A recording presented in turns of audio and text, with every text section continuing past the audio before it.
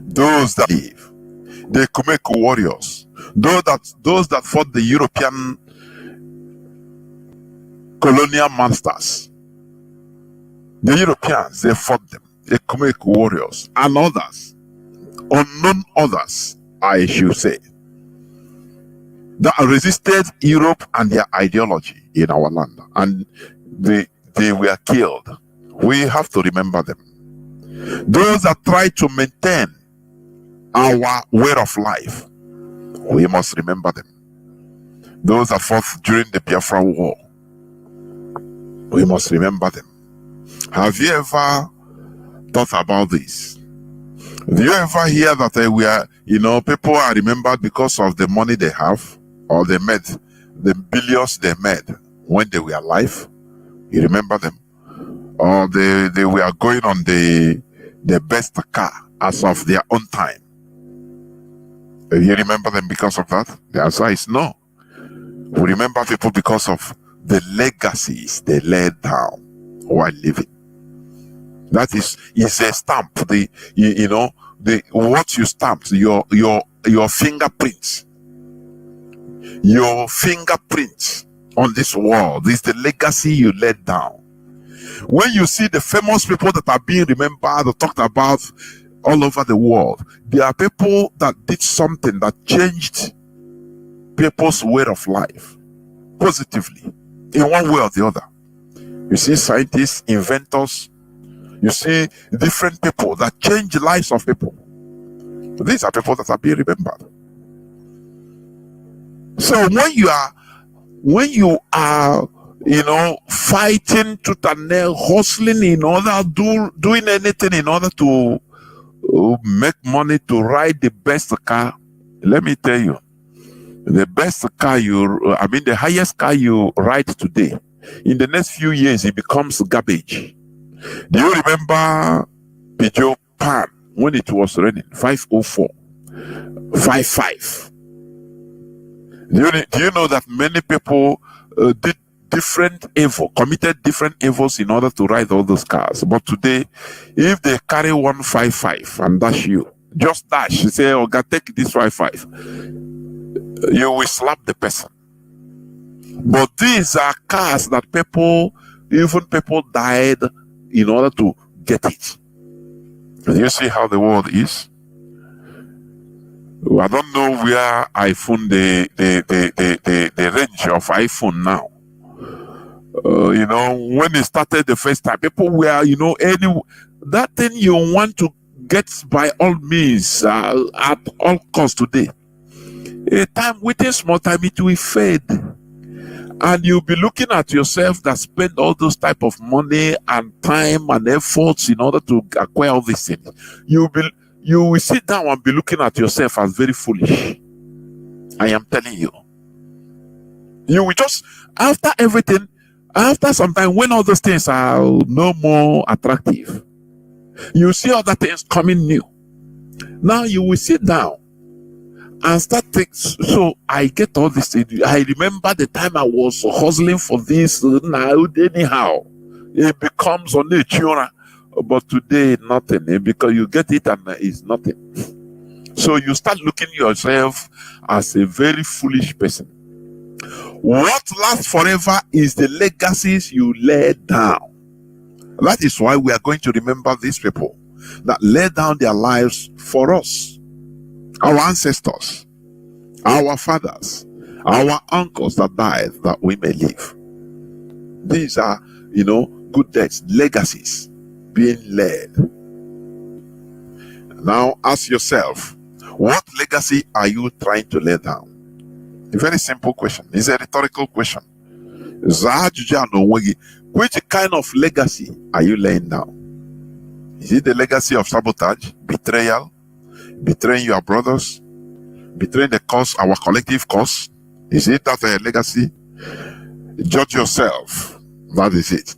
At the beginning, my preamble, just before coming on, I played a clip about Kunle and Alhaji, where Alhaji is telling him telling Kunle that he has many Igbo friends.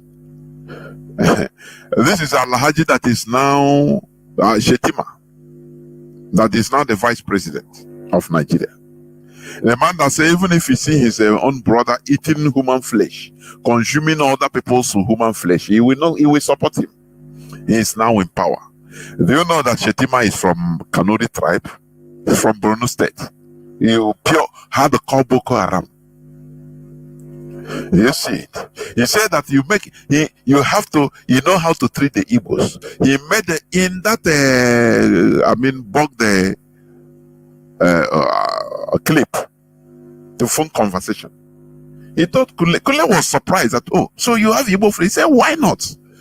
You make them friends and then vomit what you can use in order to succeed. You just one thing because you vomit and you will capture it. Do you see how they are more, they are more wise? They bring you to use you. And today, the same Kule, according to today's news, May 27, 2023, he said, I picked an Igbo Catholic as my chief security officer to douse Islamization claims. Vice President-elect Kashim Shetima. Do you see it? Do you see what he said in that clip? He said that Igbo man is the managing director of one of his companies. And when the company was even broke, was not getting contract, the man was paying all the salary, even increased salary. So he said he's surprised. Some people say have all you were, but it's lie. So you don't know how the man is doing it. So he get all this. They must always use Igbo man to deceive. So that my person now will be. Hey, no, he will be because Shetima knows. So he said because if you sideline an Igbo man, if you sideline Igbos, you cannot succeed. So you have to use them. Using them. That is why today he picked an Igbo Catholic as his chief security officer to douse Islamization claims by Vice President-elect Kashim Shetima. The man is not a Fulani man. Let me tell you. He's an indigenous Kanuri person from Borno, born in 1966. But these are the willing tools the Fulani is using against their own people. These are after all, Babangida is not a Fulani man. But he was used. He dipped his hand and, took $21 billion from the Nigerian coffers in order to support OIC. But he's not a Fulani man. These are willing tools. Do you understand me? So this is what Shetima is talking.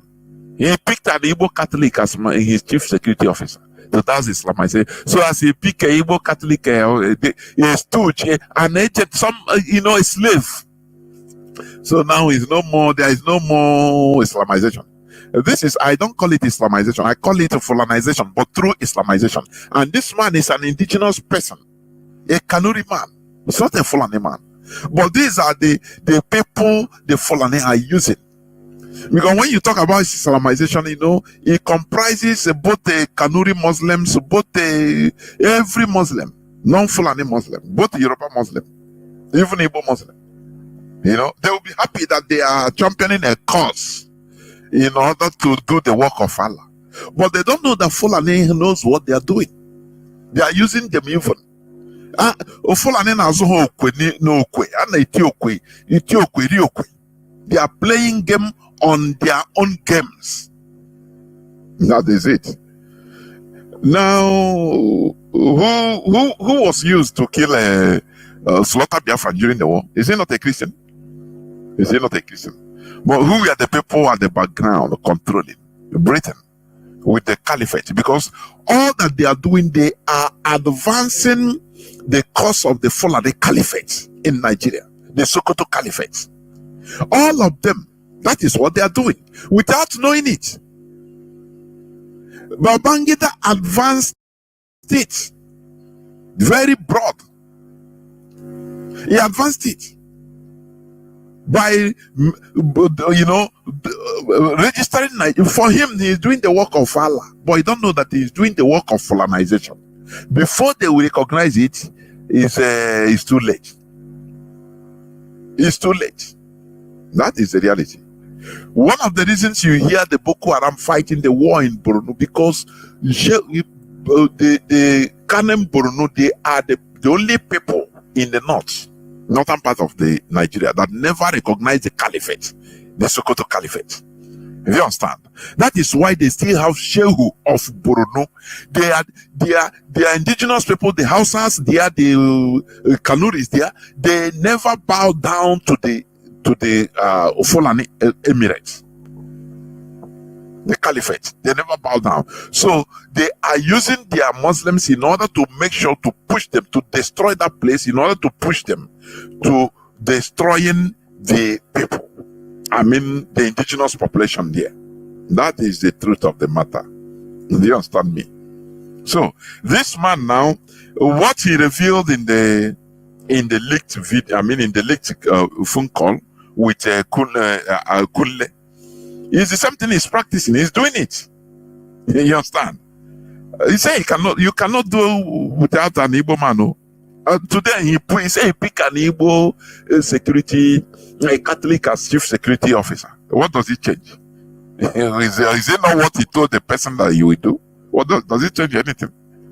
That person will serve him even as a slave more than anything. Don't you know that? The Igbo man will, because these are people that he will come, he will bring. If this man said it, he said, just bring an Igbo man. If you listen to that about the leaked phone conversation, he said they know the Igbos. Just go to the Igbo community, take one person, make him relevant, give him phone number of, let him know how to get the phone number of the president. He will make, he say Igbo man, they know them Igbo man. He will start boasting now. Do you know I can call the president now? I have president's phone number. He will give you everything you want. Everything. That is the life of it. They have studied the Igbo people and know that is why today now he has employed an Igbo man as his chief security officer. And you know, you will say it's good, but these are the people that will serve them even more than anything. Do you understand? Maybe is that his managing director, manager of one of his companies. Maybe is that person that he employed now as his chief security officer. Who knows? Who knows? Who knows?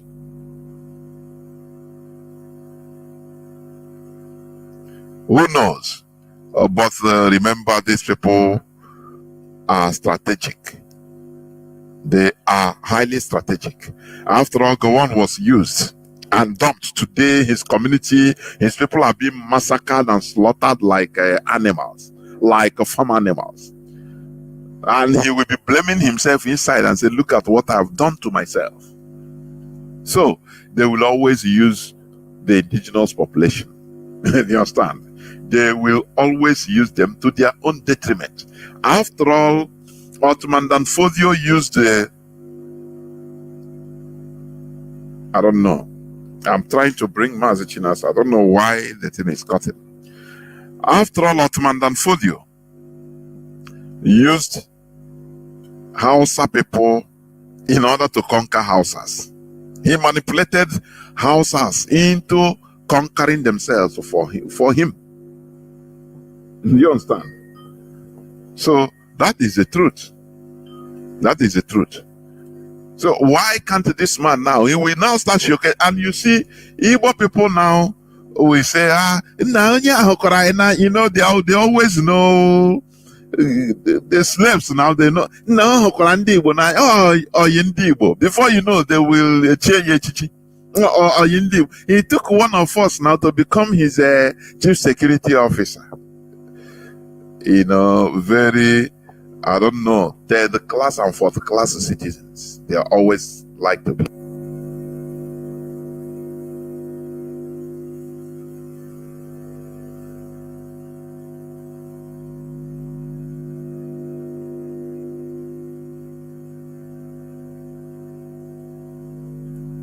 So, as I was saying, Igbo people, they know how to, mostly this Ohanese and Igbo. Hey, the vice president of Nigeria, he took one of us now, so he loves us. So let us continue. After 2032, they will give Igbos a presidency. That is the mantra you are going to hear again. All these Igbo politicians, all the capo chikota no, do you see how the way Hitler killed the Jews? Sometimes he put them in Auschwitz. He will put them, numbers of people, put them in say go and take shower. In all those showers, big rooms, carry them. They lock everywhere on carbon monoxide gas, poisonous gas, and all of them with that. That is how the Igbo politicians should go. All these Ohanese and Ndiara and politicians, bring all of them, put them inside different big halls and lock everywhere on acid, raw concentrated sulfuric acid or poisonous gas. All of them with that. Because these are people, they are not politics is about doing something so that you get for public, for your people's interest, for public interest. But they go there thinking that it's for buying and selling. Without taking much time, I'll bring in Mazi Nnamdi. Please, welcome to the program. Can you hear me, Mazi? I can hear you very clearly. There, Mazi, please go on. Your introductory statement.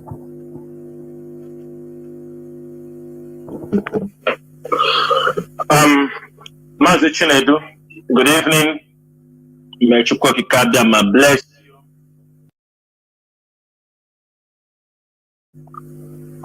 Dear friends and all the lovers of freedom,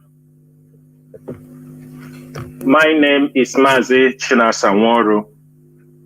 Mazi Nnamdi served the indigenous people of Biafra as a member of the Directorate of State,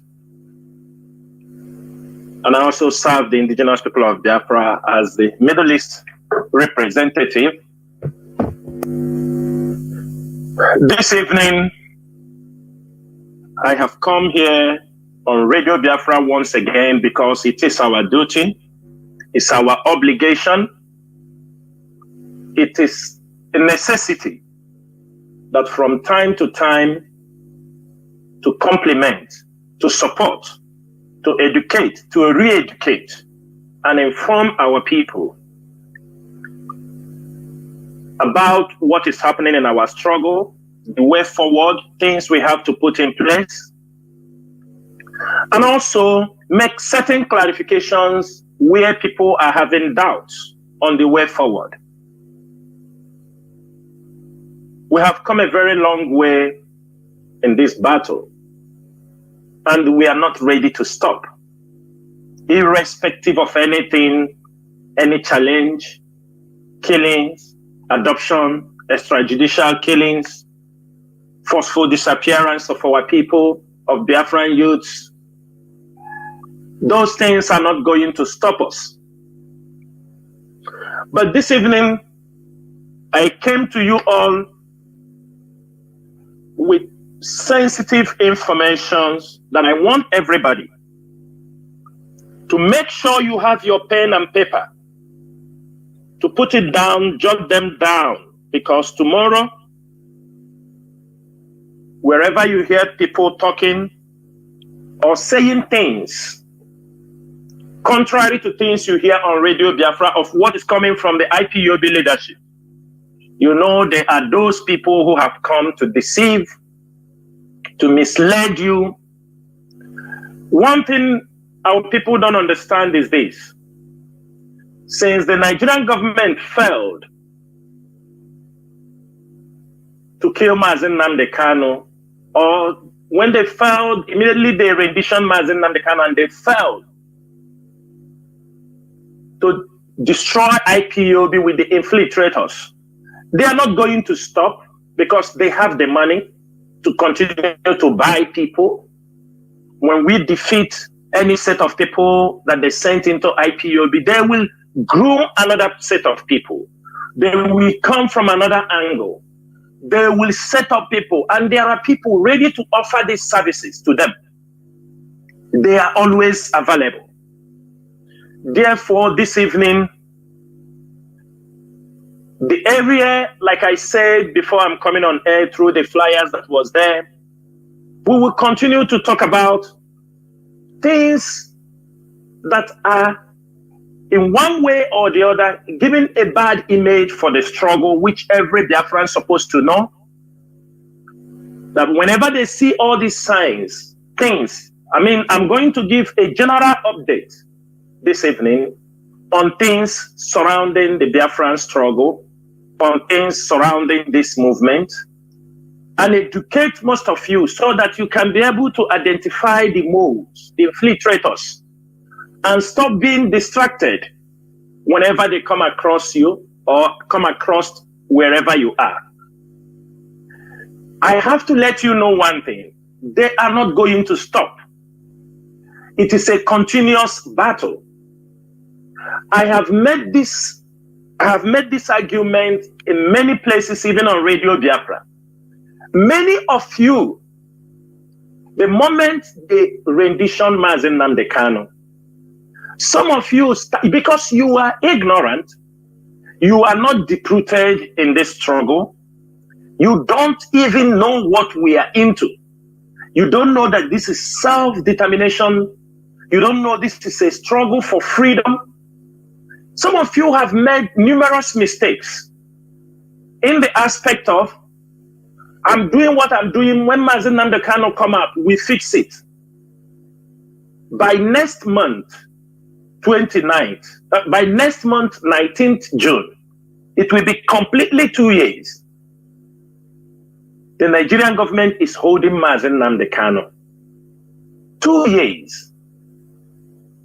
Most of you who started what you started the moment it was renditioned, thinking that after 2 weeks, 3 weeks, you shout, you walk away, you accuse this person, you do this, Mazi Nnamdi Kanu will be released. You were doing it thinking, let me do it. After 6 months, Mazi Nnamdi Kanu come out and we will settle it. About 2 years down the line, you have become a tool.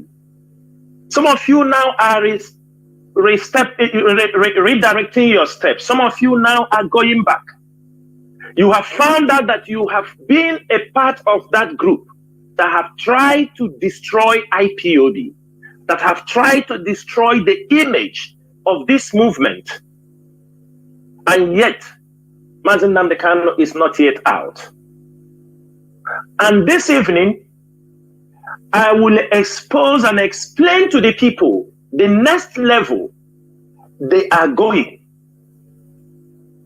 And when I say these things, it is not that most of us joined this struggle that we knew what will happen in future. We are not fortune tellers. If some of us knew it will come to this stage, maybe if we are fortune tellers, or even we knew that it will come, that we will meet the kind of people we meet in this struggle, I am very sure many Biafrans will say, I won't be part of this movement. I am sure many people would have said, let me be an IPOB member, contribute, and sit on the fence, pay my dues, people let them do it. I'm sure many people would have said like this. None of us today, those who have been killed, those extrajudicially killed, none of them knew they wouldn't see Biafra. Many people, we have thousands of our Biafran youth in the Nigerian detention.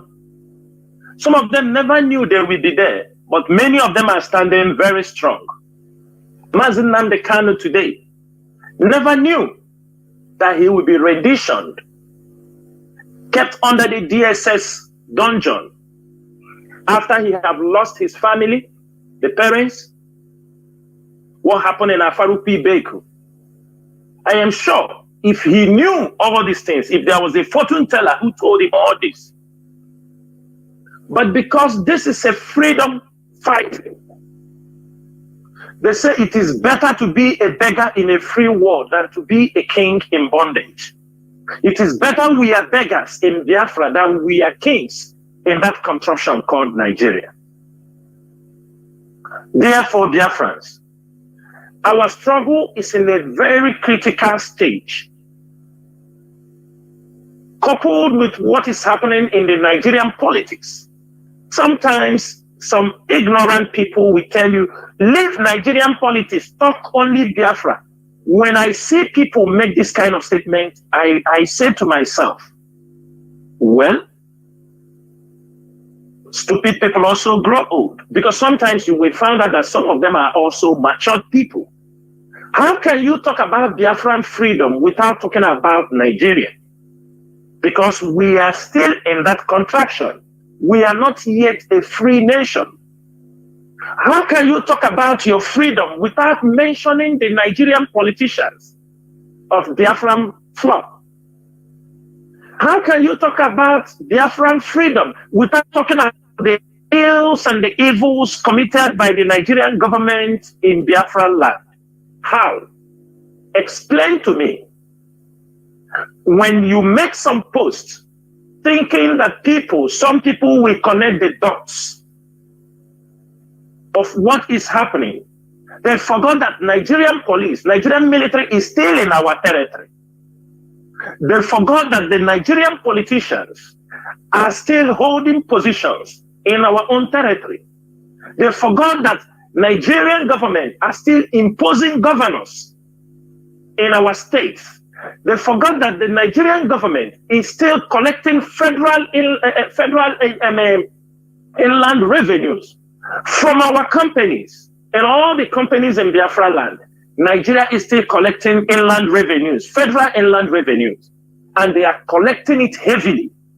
Some of you, out of ignorance, you don't know that some of our people pay as much as even 100 million naira yearly for the Nigerian government. Do you know how much companies registered in Biafra land? Do you know how many companies registered in Lagos by our people who are paying heavily? I mean, their yearly federal tax income is coming 100, 150 million. I know people who pays Nigerian government up to 200, 300 million yearly. Biafrans paying them. Do you see anything happening in Biafra land? No.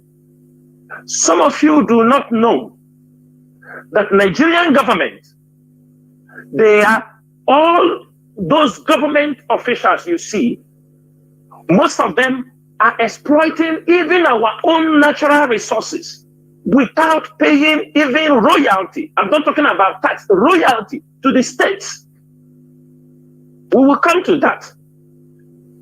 Then somebody will say, don't talk about Nigeria, talk about Biafra. That shows you how ignorant, that shows you how stupid, that shows you how ill-informed you are about what we are into. And you don't want to learn. That is why, as insecurity, the moment Mazi Nnamdi Kanu were rendition to Nigeria, boom, it was all about IPOB with this crime or that, tag IPOB this. Most of you never make even any personal effort to get information, to research. You just sit one place. Anything they tell you, whatever you read at the newspaper stand, like Mazi Nnamdi was saying here, whatever you hear, gossip, they told you this, that is the one you believe, that the one you can listen on Radio Biafra. And most of you have decided to carry out only news you know intentionally they are not from the right source. We are doing all our best to make sure that Radio Biafra will be in all places in Biafra land. This is because we know what is coming ahead of us. Before this program starts, Mazi Nnamdi were mentioning places. And All these areas, I am sure as we are speaking this evening, everybody in those vicinities are listening to us. Biafra land is very important to what we are doing. We're bringing in more radio transmitters, big radio transmitters into Biafra land. I know some people will be saying, we don't have Radio Biafra in Ebonyi, it's not speaking. We are coming. In Soccer Axis, we are coming. Akwa Ibom, Calabar, we have radio stations there, but the problem we have is how stupid and how sometimes some of our people who handle these things, they are not dedicated. That is why we don't have electricity in Nigeria, because some people are still using the attitude, the Nigerian attitude to handle the Biafran project. You are assigned to a station where Radio Biafra is being fixed, mounted. You can't even clean it. Things that worth millions of naira, you can't even dust it, and dust will destroy the equipment. What is important for you is give you this, give you that. These are the difficulties and challenges sometimes we have. IPOB spends huge amount of money to acquire transmitters. But the people, these things are in there. I'm saying this thing because it's so that those who are listening and those who are technicians who knows what we're talking must listen. If you given a car worth 5 million naira, I'm sure every morning you will come and wash it, you will move around in your village, but you are handed over equipment. What more than that? You can't even dust it from year to year, and dust is killing the equipment. What you ask is for money for this, money for that. These are some of the challenges. It is an assignment, it's a work you decided to do for Biafra, and we expect you to do it professionally. You don't just come and talk. By now, Radio Biafra is supposed to be in all Biafra land. But sometimes it is not from the leadership, because leadership have done their part. They won't be there and be here and be other places. People we are assigned to take care of these things, but they don't do that. But that one apart, why we want Radio Biafra to be in every part of Biafra land is very, very important, because 2023 or change of government in Nigeria is like when Jonathan was out of power. They say we were doing the struggle because Jonathan lose election. They bring in Buhari. The struggle stop. We continue. Now, Peter Obi went and they contested against Tinubu and all the rest, PDP. And at the end of the day, somebody, if we didn't maintain our stand, maybe at the end of the day, they will say, oh, you people are agitating because Peter Obi lost the election. But it is very clear to everybody that IPOB and the Biafran agitation have nothing to do with the election, because we know it will come and go. The problem will still persist. Instead, it will expose Nigeria more, how corrupt and how marginalized people are. It has shown people, the world, even though the Western world, the America and the British, what is important to them is the policy of democracy.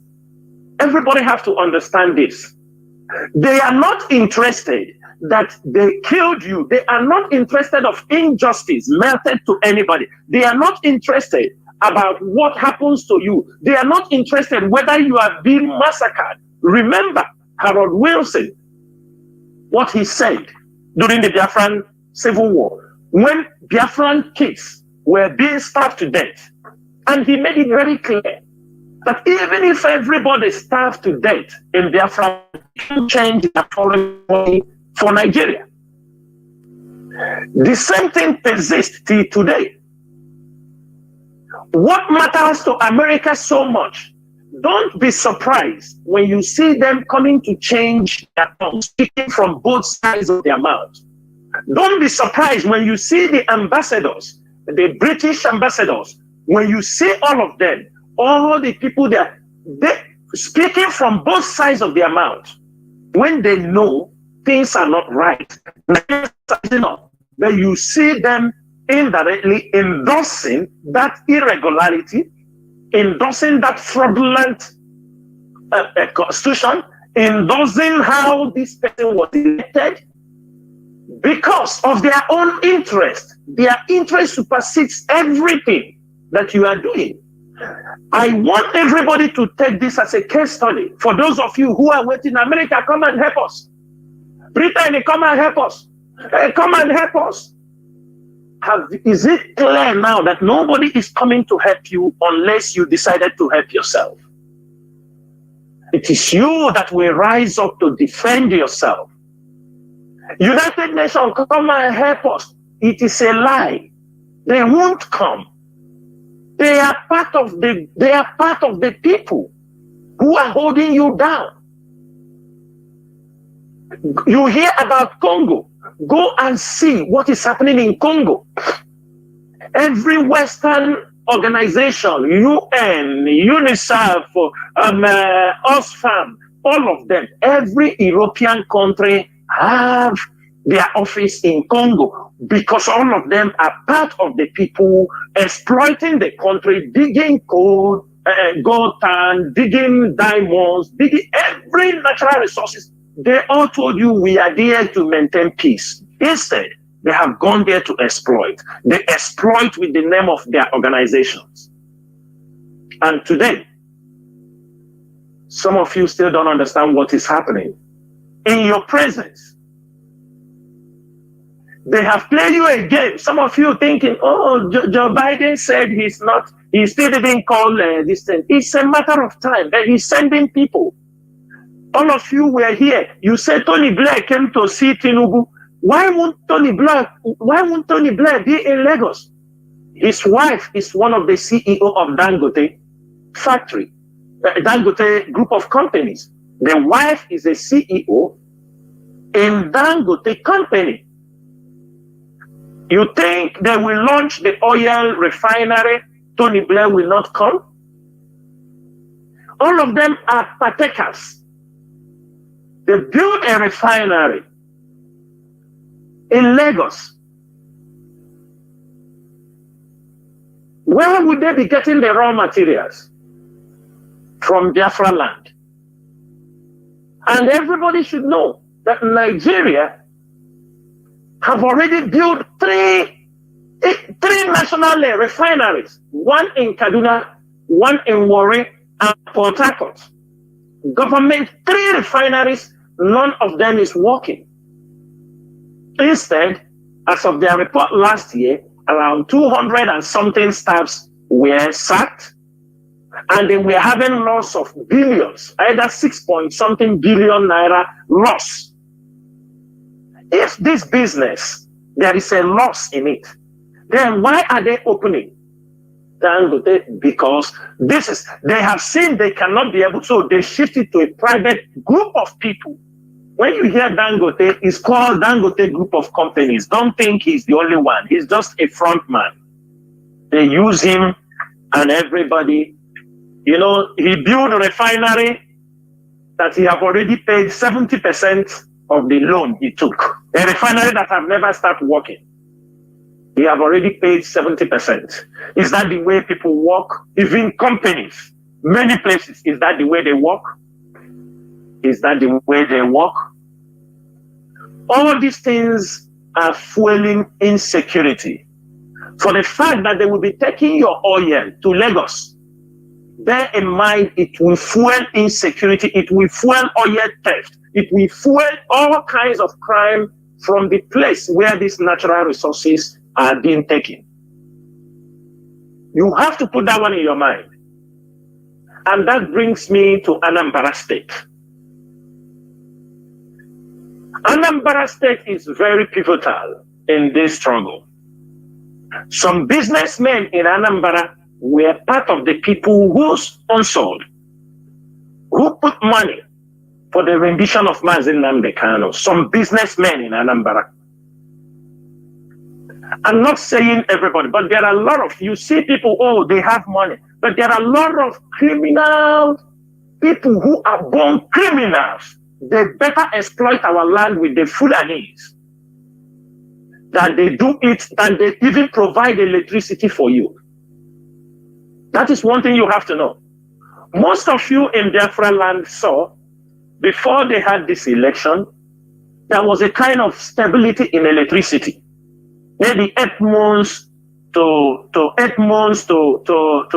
election, those of them that wanted to be re-elected, those of them that want to be, for them to say, they were like in Abia State, for example, 8 months to the election. Okay, they has to make sure there is light in Abia State, in the villages. Everybody you call, there is electricity every time. But the moment he lost the election, Abia State have gone off of light. They said he has terminated the contract he have with. That means we can have electricity, but people are using it to punish us. That is one thing we have to know. Because he didn't win, he was not re-elected into Senate, Abia State have gone off.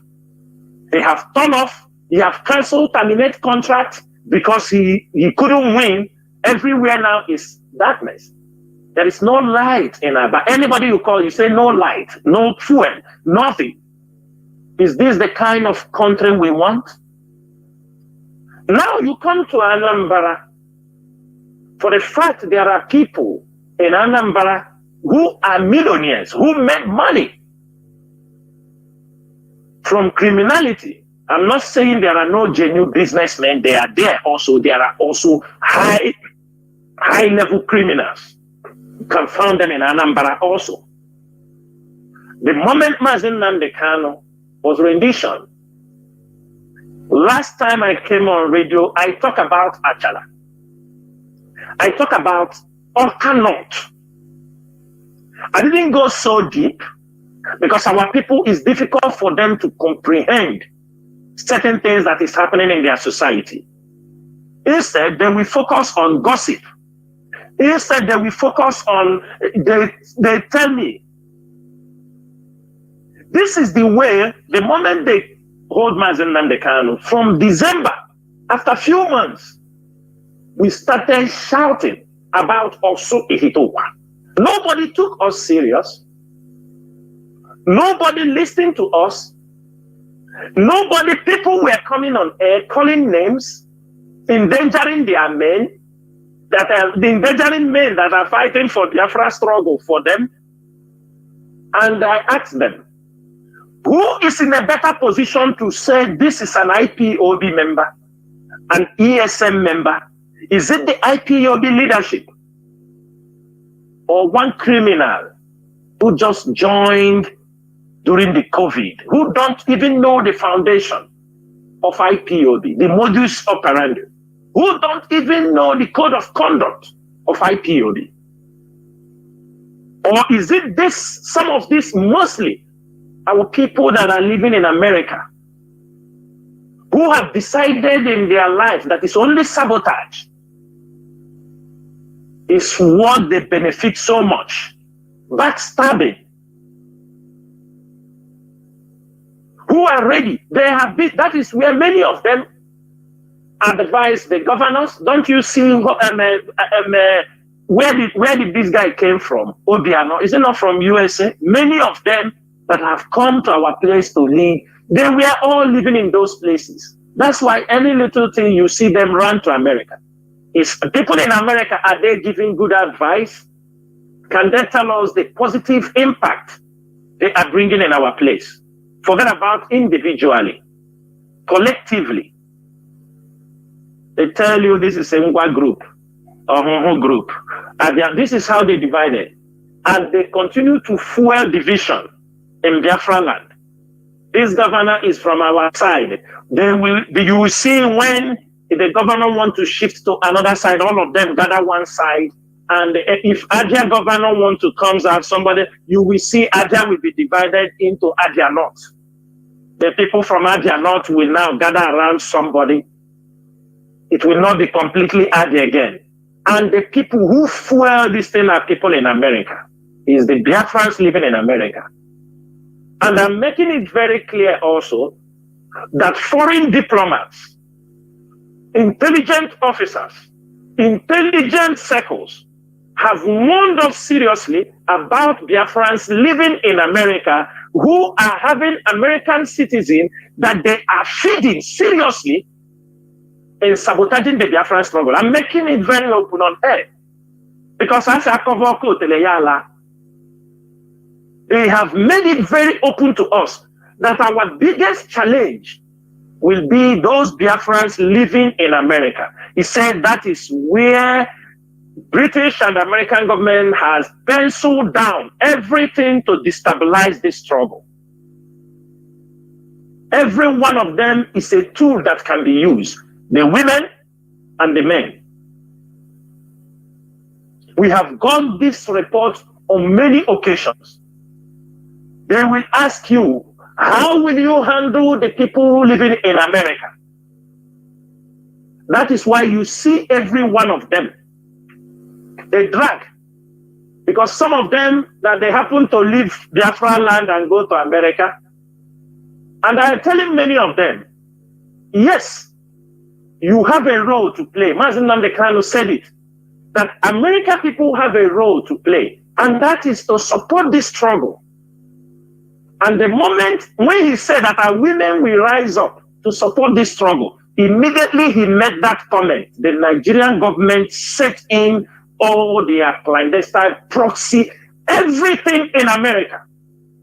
The moment, some of you don't follow how things are moving.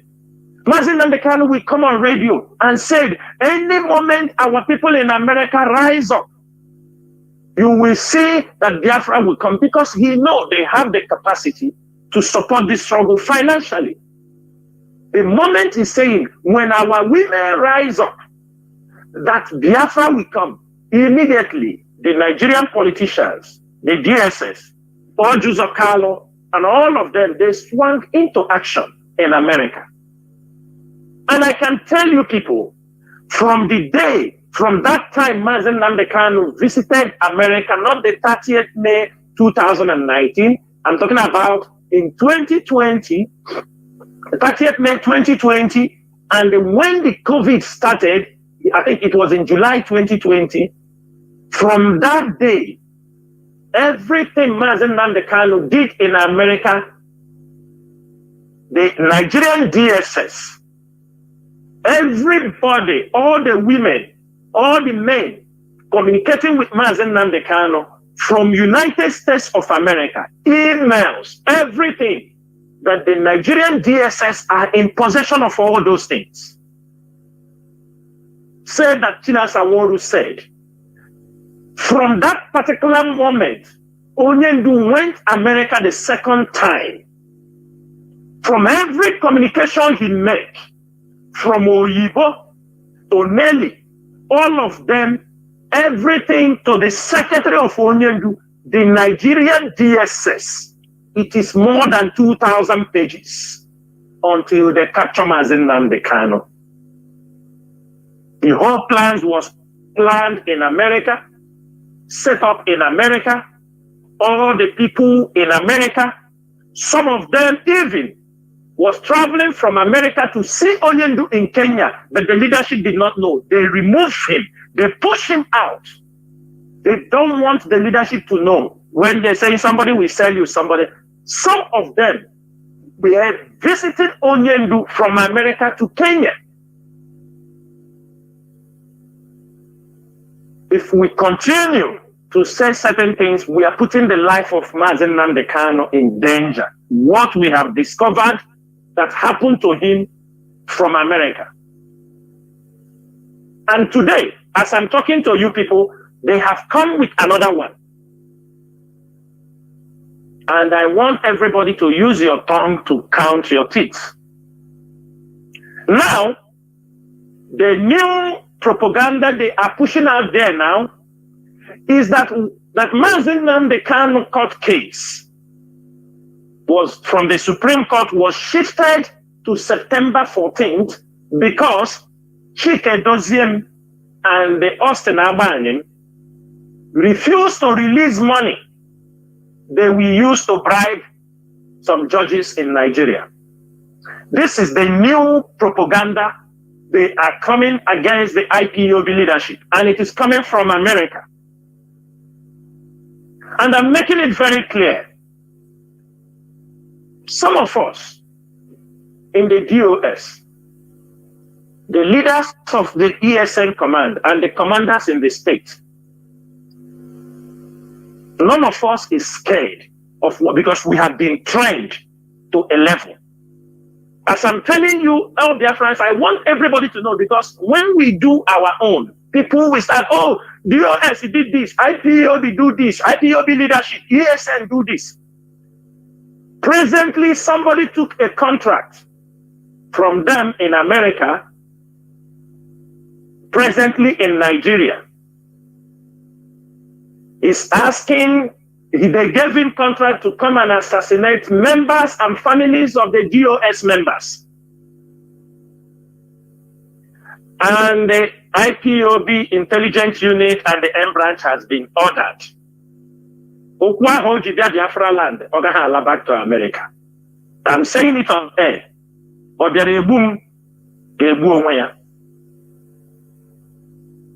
As they have sent him, because this is the next level, because they have blackmailed us.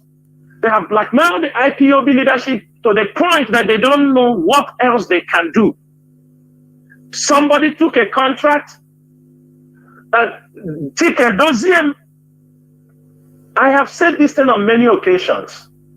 Some of them in America are fools. Some of them. I'm saying it so that people will not say, oh, he said American people are fools. Why I say they are fools is that before the rendition of Mazi Nnamdi Kanu, every one of them knew that Chike Doziem have nothing to do with IPOB fund. Before, even when the rendition Onyendu. And since the rendition Onyendu also, he have no access. It is beg. He has to beg for fund.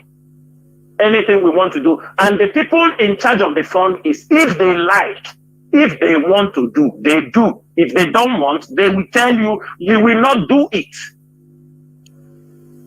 That is how Mazi Doziem have been running this struggle from the time Mazi Nnamdi Kanu were renditioned.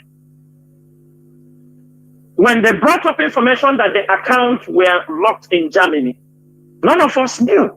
We only had the report when people calling us said we send money, the money returned back. They said the account was locked. We never knew. But at the end of the day, they are turning the propaganda now in America. Whoever is feeding them, whoever is giving those information, that it is they caught, send, push Mazi Nnamdi Kanu case to 14th. Ask yourself if you are intelligent. Because why I'm calling America is this is where all these things are generated. And that is why I can say firmly that people in America, some of our people in America, I doubt what is really wrong with you people. They have set us back in this struggle. Because why I say they have set us back is, imagine the damage people like Oyibo and Nelly and their team, Bridget Okafor, people that came into IPOB in 2020 during the COVID period. Imagine the havoc within the time they came in. Mazi Nnamdi Kanu was captured, was adopted. Imagine the problems they have caused to this struggle within this short time. Today, they have done their own part. They have disappeared. And our people, they are very easy to forget. In the next 1 year, if you ask them where is Nelly, he asks you who is Nelly. Or maybe Nelly will change her name and they answered another thing. Oyibo will change her name and answered another thing. That is how it is. They have come and caused enough damage that led to the adoption of our leader. And still, they are not giving up. Talk less of now. Imagine the problem these people have caused. The people they have misled that were killed. The people they have destroyed with their $100 gift, $200 gift. Imagine people who have disappeared. This is the money. If it is IPOB money they are using to kill our own people, they pay. Now they have no access to IPOB money, like Oyibo, like all of them. Haven't they disappeared? They have all disappeared. They have all disappeared. They have all disappeared. Sometimes some of them are used. Sometimes some of them don't know they are being used. That is why any little thing, these people ran to America. Because that is where they kept those they are using to fight against IPOB, fight against Mazi Nnamdi Kanu. Today you come to Anambra. Let me go back to Achala so that everybody will understand what is happening in Anambra. What is happening in Anambra, the criminality. That's why when Soludo became the governor of Anambra, immediately he jumped. The people wanted to push him on the same line because that was what was happening during the time of Obiano. That time, this Ebakeba they are talking about was a special advisor to Obiano on security matters.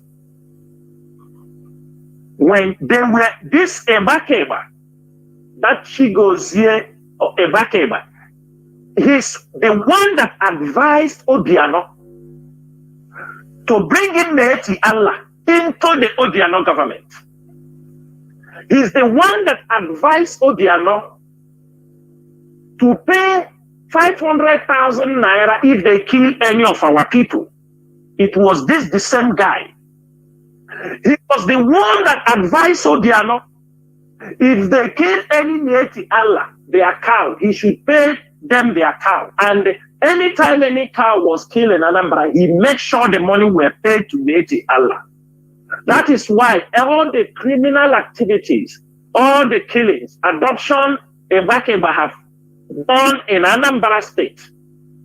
When they brought him to Abuja, when he's being summoned, Meti Allah will block in Abuja. They will never allow anybody to try his case in Abuja. On many occasions, they have invited him to Abuja. He only sent a lawyer. He is the one that have given many thousands of plots of land to Meti Allah in Achara.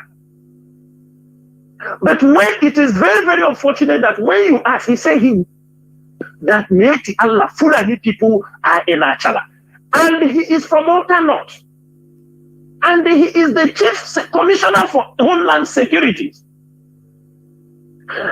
And the one thing I mentioned places last time, what is happening in that place. I can categorically tell everybody here that what is happening in Achala is something every Biafran must rise up. We must rise up and find out. While IPOB is doing their own, ESN is doing their own, we need also people from those communities to rise up. Because security without people in that community to accept, or when they are being intimidated not to talk, when they are being intimidated and harassed on a daily basis, that is where the problem lies. In that particular Achala, and the environment that I mentioned last time, the government knows what is happening. It is a government. What I'm telling you people is an organized syndicate by Nigerian politicians, Nigerian military, the DSS, and the police. All of them are aware of what is happening in this particular place. And I can tell you categorically, they are the ones in control of this place. Ebakeba lying that he doesn't know is a habitual liar because he has been confronted in a certain occasion and told him, these people doing something here, who are they? He said those people have been chased away. That was the time when we also raised this concern. They alerted those people The military went there, nobody was there. After 1 week, the people returned back to the same. And as I'm telling you now, if you know Achala, go to Oka North, go and ask people what is happening in Achala. If you have anybody, make a call. The community, they surrounded it with cameras, with audio, CCTV cameras, entrances, and they change commanders of this camp on a weekly basis. The person that worked this week will not be there next week. This is highly sophisticated. Even if people speak within the communities, with the audio devices they mounted in some of these communities, they can hear when you are discussing about, talking about the things that is happening in that community. They mount CCTV cameras everywhere. They change the commanders of these places, heavily armed, heavily equipped, and it is in the capital of Anambra. They are there, they specialize in kidnapping politicians, businessmen. They take your cars, they cut your car papers for selling. They have boats. Even from Onitsha Head Bridge, you can be kidnapped from Onitsha Head Bridge down to Achala, to Ebariam.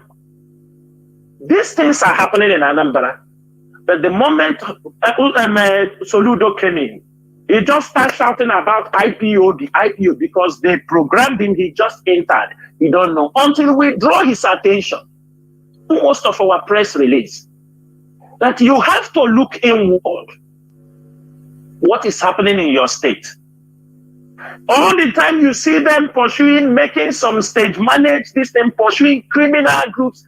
They are not attacking the main group that are the mother group producing all these criminals.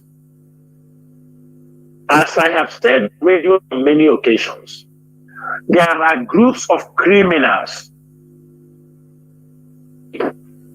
The small baby, the baby criminals are these ones organized by the infiltrators. These are the baby criminals. Those ones, they specialize in killing, raping. They use money, sit at home and they are not sure, use it to attack, go for land dispute, go for burial, go for raping. They can adopt 6 years, 13 years, 14, or just immediately you and they see you have a breast on the chest, any girl, puberty age, they are ready to take you. These are the ones the infiltrators specialize in. Going for no land dispute, killing somebody to take the wife, snatching of cars, snatching of telephones, burial, tell you will not do burial until you settle them. These are the things they specialize in. And the people within also Ihiala, but these people in Oka North, these are a very high level syndicate of criminals controlled by the Nigerian military, DSS, police, and the ex-convicts. Ex-convicts are the people, most of them they are using. And most of the people recruits, they bring from a Ebonyi state, especially. Then you found out a Fulani Native Allah on one side, in the same area. Nobody talk about them. Every day you see them talking about IPOB Sekwa, ESN Sekwa. You see them painting on the newspaper on what is happening on a daily basis. And we start to ask them, what are you people really doing? Are you serious? Are you really serious that you want to fight crime, or you want to just tag IPOB in every criminal activity happening in Biafra land, especially in Anambra and the Imo State? That is why the ESN and the IPOB intelligence unit, the M branch, have been assigned seriously. We have all the report what is happening in that place, and we can tell you our press release will come badge by badge. names, with locations, everything pertaining to that place, because we want the world to know that these people intentionally, you see them adopting businessmen. They are the ones making people not to come in Biafra land. And I am saying something. I saw Ifeanyi Ubah. I don't know who knows him, to ask him, because they are setting a very bad example in the communities. I saw him, yes, he's setting up a camera in their community. It is recommendable. It is good. It is accepted. But we have seen him now displaying machetes. Machetes. You people should know what machete is for. Ifeanyi Ubah, remember that people will be killed with that machete. Instead for people to identify that these are criminals, people will be swinging it now because it is the Fulani herdsmen that are using machete to kill people. And since you have launched this machete now, we have seen some people killed within Oguta and all these areas with machetes. And we say, Fulani, we cannot be distracted with all these tactics. Today, you have handed over people machetes. Is it machete they are going to use to attack the Fulanis that are with AK-7? Or you are handing them over machetes to use it to attack their own citizens, their own community members? I want to know. The criminals terrorizing Newi or So Ihiala, they are not using machetes. They are using guns. And I'm making this thing very open, that people in this area must open their eyes, that people should not be deceived. If people are killed or macheted with any cutlass, Ifeanyi Ubah should be responsible. That picture, where he made available thousands of machetes to people. That is not the way to handle security. That is not the way to contain things that are happening. Last time, it was on news that you were attacked. The people that attacked you, they didn't attack you with machetes. The people that ambush you never attack you with a machete.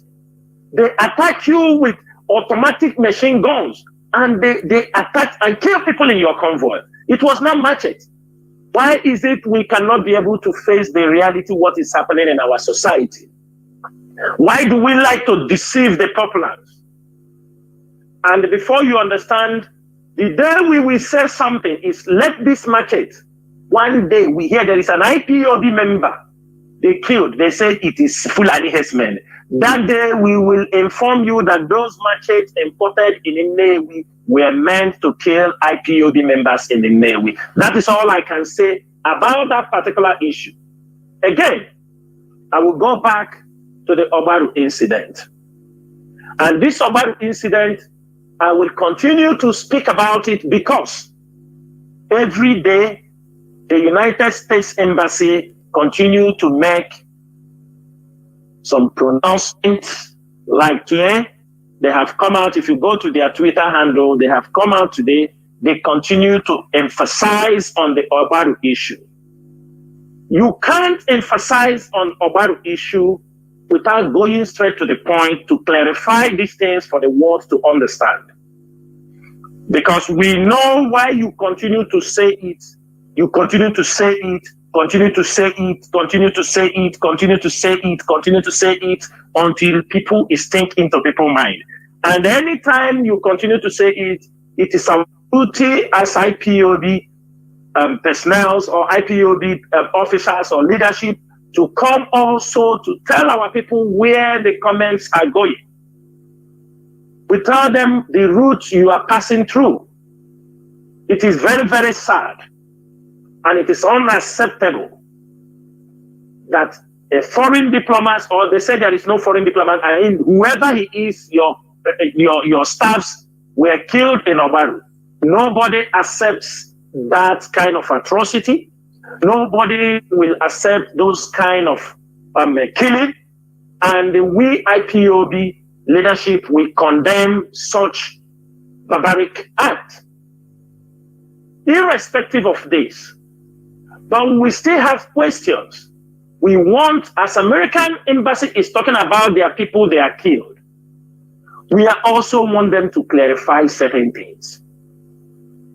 It is on record that the moment this attack happened, that they mentioned that they went on a humanitarian service in Oba with some United UNICEF staffs. But up till now, up to date, UNICEF have never come out to mention that their staffs were attacked in Oba, because they said it is USA staffs with some UNICEF officers were in Oba. I don't know when United States government started doing, they said they went there because of the flood that happened last year, that to go for flood relief. But we are asking, the questions are these, and they are left for you to answer. You went to Obaru without even the state governor knowing that you were going to Obaru, in his own state, in a rural community. In his own state, he was not informed. If he's informed, let us know. But we were very, very sure that he was not informed. We also very sure when the police make a statement that you people did not inform them, and you are coming, a whole United States embassy. Number two, we have a record that there was a community or a village in Obaru. I don't know, it is one of the oil company who is making oil bunkering there, dig some borehole. The same rubbish they have been doing in the riverine area for many decades. They go there, they dig a borehole. Let me educate these people a little bit. Every Biafran, whether they eat or they can't eat, they have the capacity to open, talk less of Obaru. To open a borehole in Obaru will not cost more than $500 because it is very close to water. So this is the $500, this is things one person can do it in a community. We are asking, can we see the picture of those things? Can we see the humanitarian? Because what we know from the report we have from Obaru, we are authoritatively informed that these people are the ones digging oil from these places. And I'm making it very well known to our people. Let me say this thing. They may like it or they don't like it. Soludo is there. I'm sure he will be listening to me or somebody send him. They should not die in silence. They should not die in silence. Biafrans, let me tell you, since oil was discovered in Anambra, in Oban area, Obiano administration never received any royalty from that oil. They intimidated him. The Northerners and the foreign companies that are in that axis intimidated him that he could not ask for a revenue from that oil being dug in Oban. Most of the companies there, with intimidation from federal government, most of the oil pipelines you see from Anambra, they head all straight to Warri. Straight to Warri. They lay down pipes from Obaru to Warri, underground pipes. Instead, they pay royalty to Delta people. They pay royalty for allowing pipe to go from those oil. Delta people don't know. They thought maybe in Anambra people are being settled, but they don't pay any royalty to Anambra state government throughout the period Obiano was that place. Even Soludo have entered. I don't know whether they have started, whether he can be able to fight them to start giving royalty to the state, to people who owns this oil. They say there is no oil in the hinterland, but we are coming. We are coming. IPOB, we are coming on this matter in the shortest time. The same thing they are doing in Imo State. They lay pipes from Oguta. You see Oguta boiling. All these things, all the people, some of them they have pursued. As you see, they pursued them, went to Polu.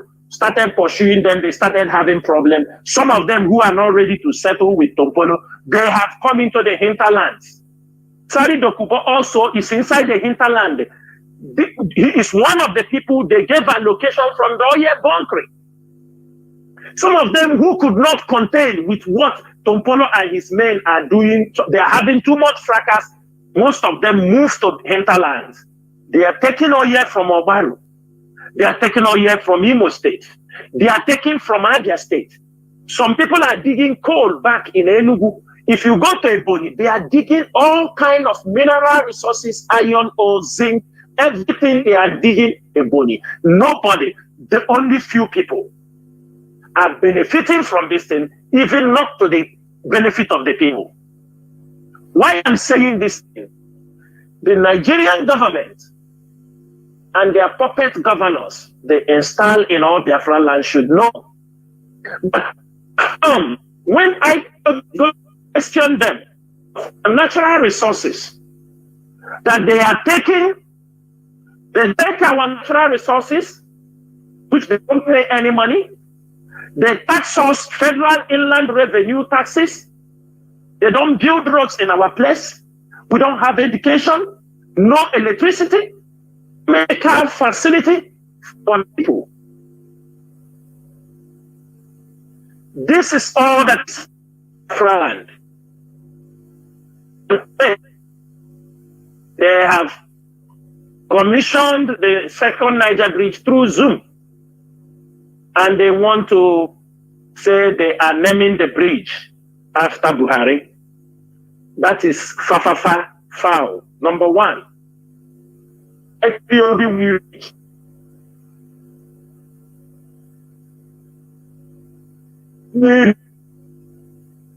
that also we are making. I'm just a for them. Mazi, Any toll gate. Mazi, please check your. Yes. Please check your equipment, please, because you are cutting. I'm cutting. Yeah, go on now. Go on now. It's okay. I think. Go on. It's okay now. That sound I used to tell you is also repeating, but we are going on, no problem. So we are making it very clear this evening because we are waiting to complete our 30th May, because this month of May is a month of mourning for all our fallen heroes. But after 30th May, the IPOB leadership will roll out the things that we need them to take shape in Biafra land. The second Niger Bridge, our people will not be taxed on that bridge. Irrespective of any excuse, the Southeast governor should find a way to pay off. If there is any money that they need to pay off for that bridge, the 30% concession they are talking about, the Southeast governors, all the states that bridge leads to, they must find a way to pay. Our people will not be taxed for that, unless they don't want ESN on top of that bridge. They should know that. Unless they want ESN on top of that bridge. But our people will not be taxed. It is better we start now to inform them, or they will say that we have started our problem. They better sit down now, come together, and they find out a path they are going to resolve the payment. Our people will not be taxed to pay for that bridge, because there are many bridges in Nigeria, many projects of that nature. People are not taxed to pay for it. It is not only our people they are going to tax for that. Secondly, Mazi, I want to touch also the criminality still happening in Olo.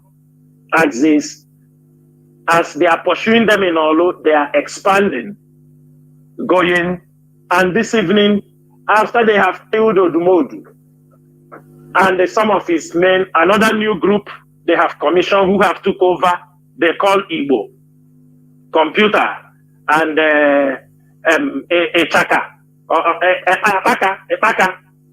Ebe, and all of them, Agama, they are now coming out. The new two people that are there now is Igbo and the Computer.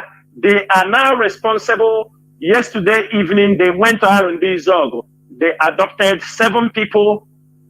They adopted a truck that is carrying cement for one of our sister, 900 bags. He's a distributor of cement. They hijacked the truck. These are the same group of autopiloters, infiltrators in this struggle. They hijacked this truck containing 900 bags of cement and later released the driver and the conductor, and they are requesting this our sister to pay them 30 million naira before they will leave the truck and the cement, and gradually they're already selling the cement to people. This is what is happening. The criminals, they are finding always one way or the other to try to commit crime in Biafra land. Mazi Chinedu, I am having a static noise coming from, I don't know, it's becoming much. Can you check from your system? Mazi, nothing in this thing is only coming from you. Your voice is coming out clear. Okay. And everything is okay here. Clearly. Your voice is clear as crystal. Okay. So, all these things, this criminality is taking another shape. And I am asking people from these communities, I always say this thing whenever I come to air. I said, the communities know these people that are committing crimes in their society. They knew them. They knew their parents. They knew their father. They knew their mother. They knew also IPOB members in that community whom they can easily talk to, ask them, and say, is this person part of you, or are they not part of you? Are they not part of you? So all these things are things we have to know. All these things are the things we have to know. Especially, I'm coming now I will read a part of this letter for our people to understand what is happening in that area. And this thing that is happening in that area,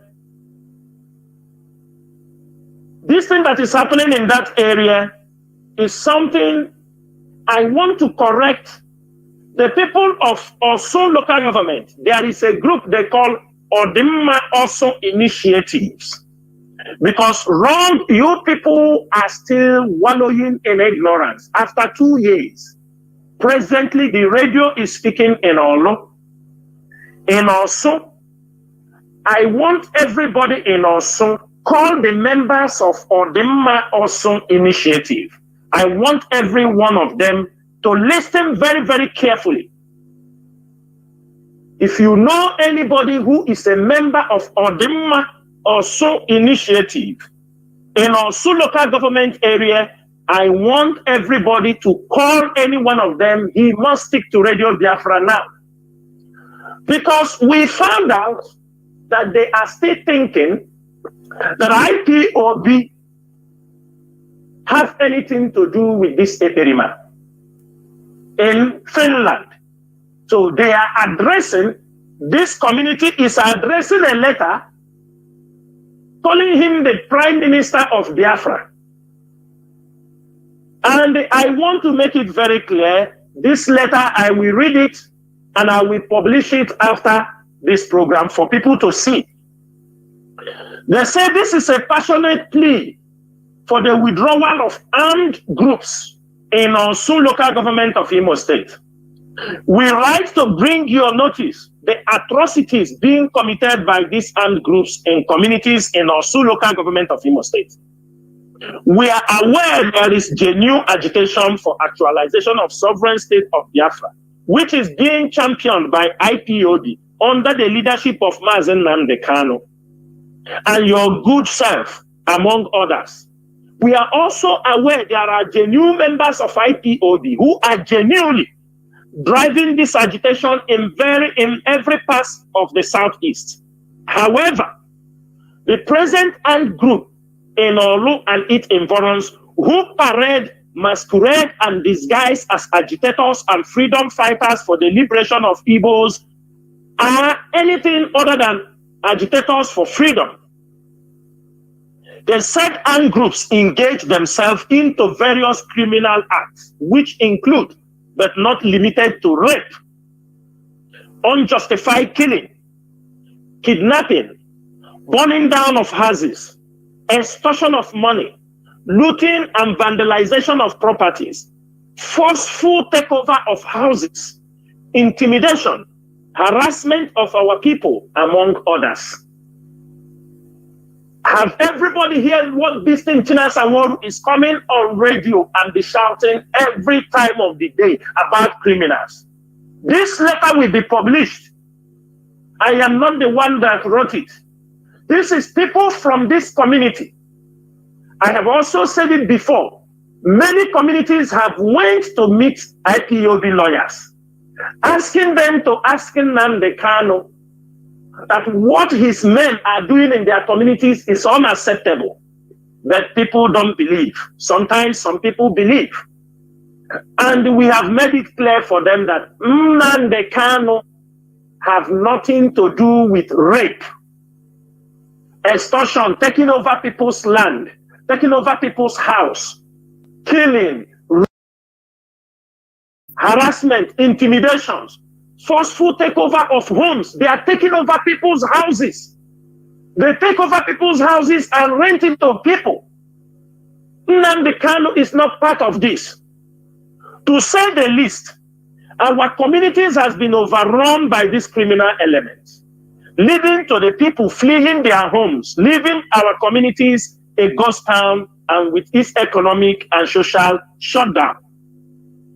The letter I am reading for you is a letter from a community.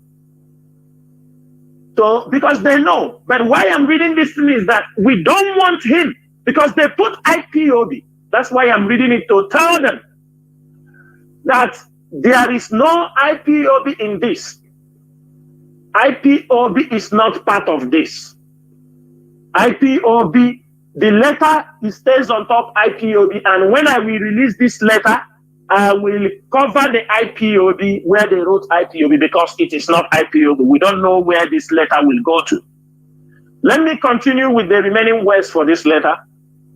It is our considered view that what is happening in our community can be better described as criminality other than agitation for freedom. It is incomprehensible that those that claim they want to liberate and secure are the same people they are serially killing, destroying their hard-earned properties, and holding under slavery. We therefore wish to plead with you to order the immediate withdrawal of these armed groups from Osu, who claim to be ESM members, as their conduct are not acceptable and tolerable to our people. We humbly request especially that the non-indigenous of Osu, local government among this group should be asked to leave Osu while we create peace with our ESM brothers who are indigenous of Osu. We look forward to your prompt action, hoping you will give this matter the urgent it deserves. Do accept our assurance of the highest regard. Then sign, yours sincerely, Eze-elect Wokedi, chairman of the Osu initiative. These people, we need to protect them, because the next thing they may go to kill them. Barrister Remi Eze Deorama Agwezi. We need to protect these people so that they will be able to do what? Because this letter, why I am releasing this letter, because this letter was also addressed to the General Commander ESM Biafra land. That is why I am releasing this letter. That is why I am releasing this letter. For people to understand what IPOB is fighting. I want our people to understand the level of criminality the Nigerian government have set up. And you know our people, some of them want to be opportunists. They want to reap from anything that come across their way. The Nigerian government is killing our people, adopting them. The Nigerian police, they are on the streets. capturing our people, disappearing our people in every checkpoint. The Nigerian government, on the other hand, are using a clandestine way, recruit mercenaries from the coastal region coming to adopt and kill our people. We found out the attack that happened on MBC the other day. Most of the boys, as they were attacking, came into the community attacking people. They were shouting, Asawana, Asawana, Asawana, Asawana. They were leeching attack on our people in a peaceful community until two boys decided to commit suicide. They used their car and ran into them. They said the way they are destroying their community, killing people, the boys have no option to stop them than to use a car, and they committed it and ran into their car before some of them who survived. But those two guys were killed. They died because when they hit them, the wall collapsed on them.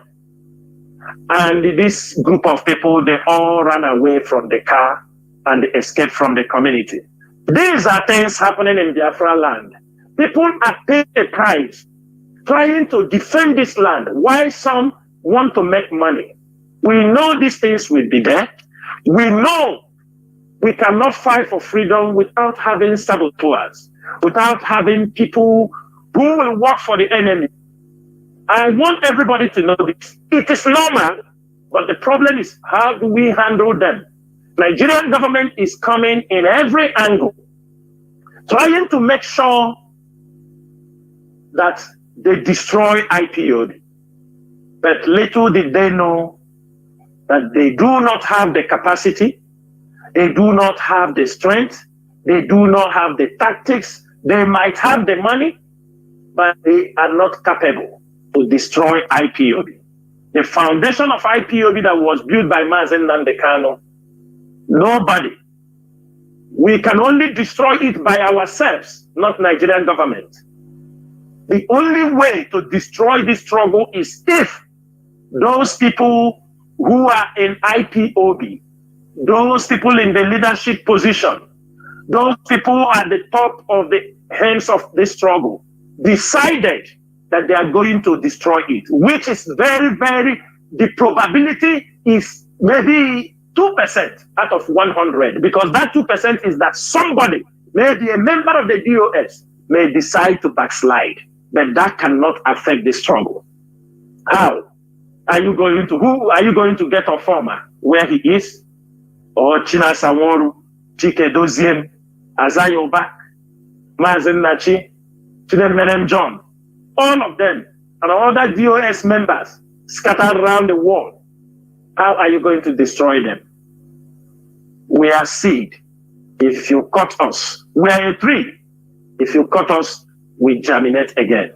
But before I round up this, for people to understand what we are passing through, I think everybody and every one of you have heard what happened to the Justice Jumai Sankey, the woman who sat at the hands of the appeal court that gave Mazi Nnamdi Kanu freedom and discharged and acquitted. Every one of you is hearing it today. Some of you might have heard it before now, that Justice Jumai Sankey, she was the head who had the appeal court that they discharged and acquitted Mazi Nnamdi Kanu. They just assassinated the husband today in a cold blood. For we in IPOB and we Biafrans, we send our condolence to this justice. We know they killed your husband, they assassinated your husband today because you stood on the justice. You gave a judgment that the whole world is celebrating, but in Nigeria, it is not accepted. You gave a judgment to a man who did nothing, and you did it without being biased. You were not bribed. You were not intimidated by the Biafran people. You were not intimidated by the IPOB legacy, but you did the right thing. And what happened today is that they have come and assassinated your husband to intimidate, to punish you for giving that judgment. Biafrans around the world will stand behind this woman who have lost the husband because of the judgment he gave to Mazi Nnamdi Kanu. Because he said that Mazi Nnamdi Kanu should not be tried in any court of law. That Mazi Nnamdi Kanu has been discharged and acquitted. That this man is innocent. And after that judgment, they sent him away from the penal court to another state, and today they have assassinated the husband. Therefore, this is to show you the things that are coming on the way. The journey ahead is very difficult. But are you ready to forge ahead? Because for we in IPOB leadership, this is a mission we must complete. It is a mission of no return. It is a suicide mission for us. That it is either Biafra is restored or we'll all die fighting for Biafra. Mazi Chinedu, I will stop here so that we can go to the next topic for the day. Thank you so much. Mazi, you have spoken about the general update on Biafra struggle and the criminalities and everything. And the challenges ahead. I don't know whether you still have anything to talk about the challenges we have ahead on this struggle. Whether there are things also you want to add to it before we go into the second point, please. I don't know. The challenges, I will put them down when we are about to, maybe people are asking questions, you understanding me? That's when I will put up I will release the challenges and the things that we need to improve on. Thank you. Okay. Okay, now you go on to the second point of highlighting on Biafra Heroes and Heroines Day, our Holocaust Day, that is sacrosanct. It has been made possible by IPOB, I think since 2014. You know, we need to remember those that fought that we might live, not only even during Biafran War. Prior to that, the Kumekus, those that resisted the colonization, the changing of our nomenclature, until those that were slaughtered by hunger, in any way, by saboteurs also, with the help of saboteurs like Okpabi Aseka, even Nnamdi Azikiwe. Those people that died standing, they led legacies. Please, Mazi, go on to highlighting on all these issues, please. Because today, I think today is 27th. In the next 3 days. Go on, please.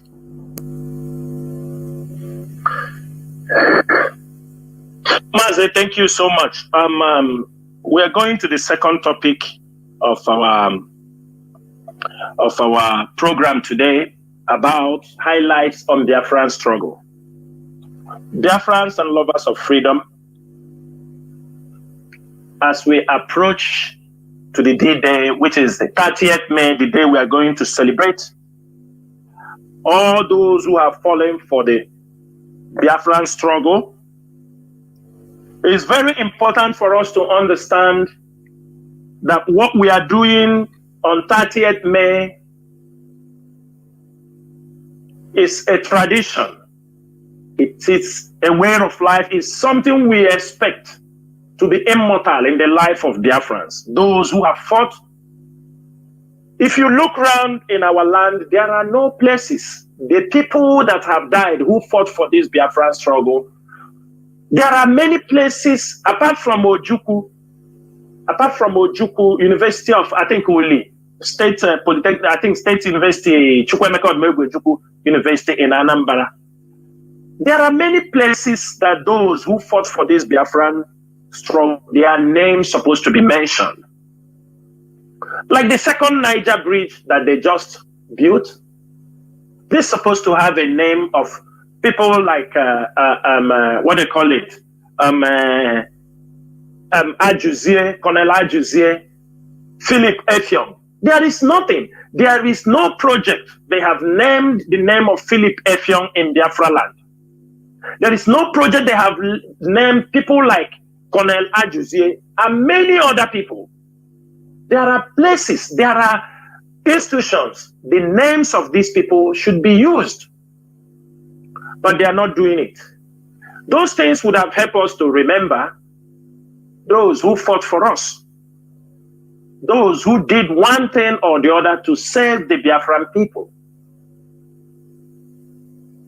We will be celebrating them until we restore Biafra so that we can be able to name them in some projects, institutions, ministries when Biafra is restored. Even the second Niger bridge, I am not the one to decide that the second Niger bridge now may be named. Even the name of Mazi Nnamdi Kanu should be named. But I'm not the one. This is something the leadership of IPOB will come together. But one thing is that as our celebration on 30th is coming up, most of you can be asking, why do we make sit at home in Biafra land?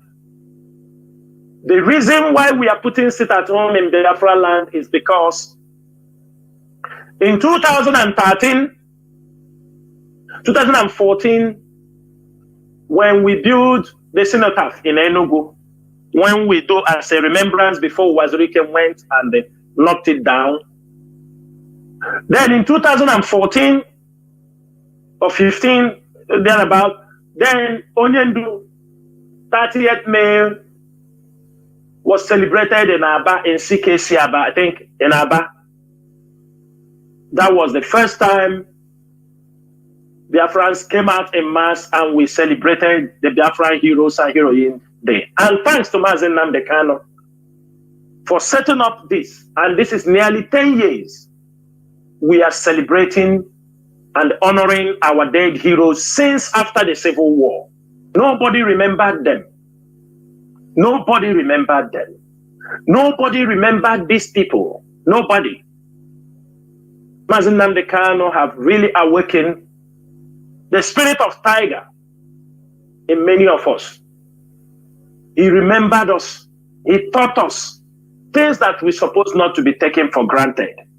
And I can tell you, those of us who understand what 30th May means, those of us who understand what celebration of those who fought for us to be alive, since we started celebrating this, our life have changed drastically. Our life have changed.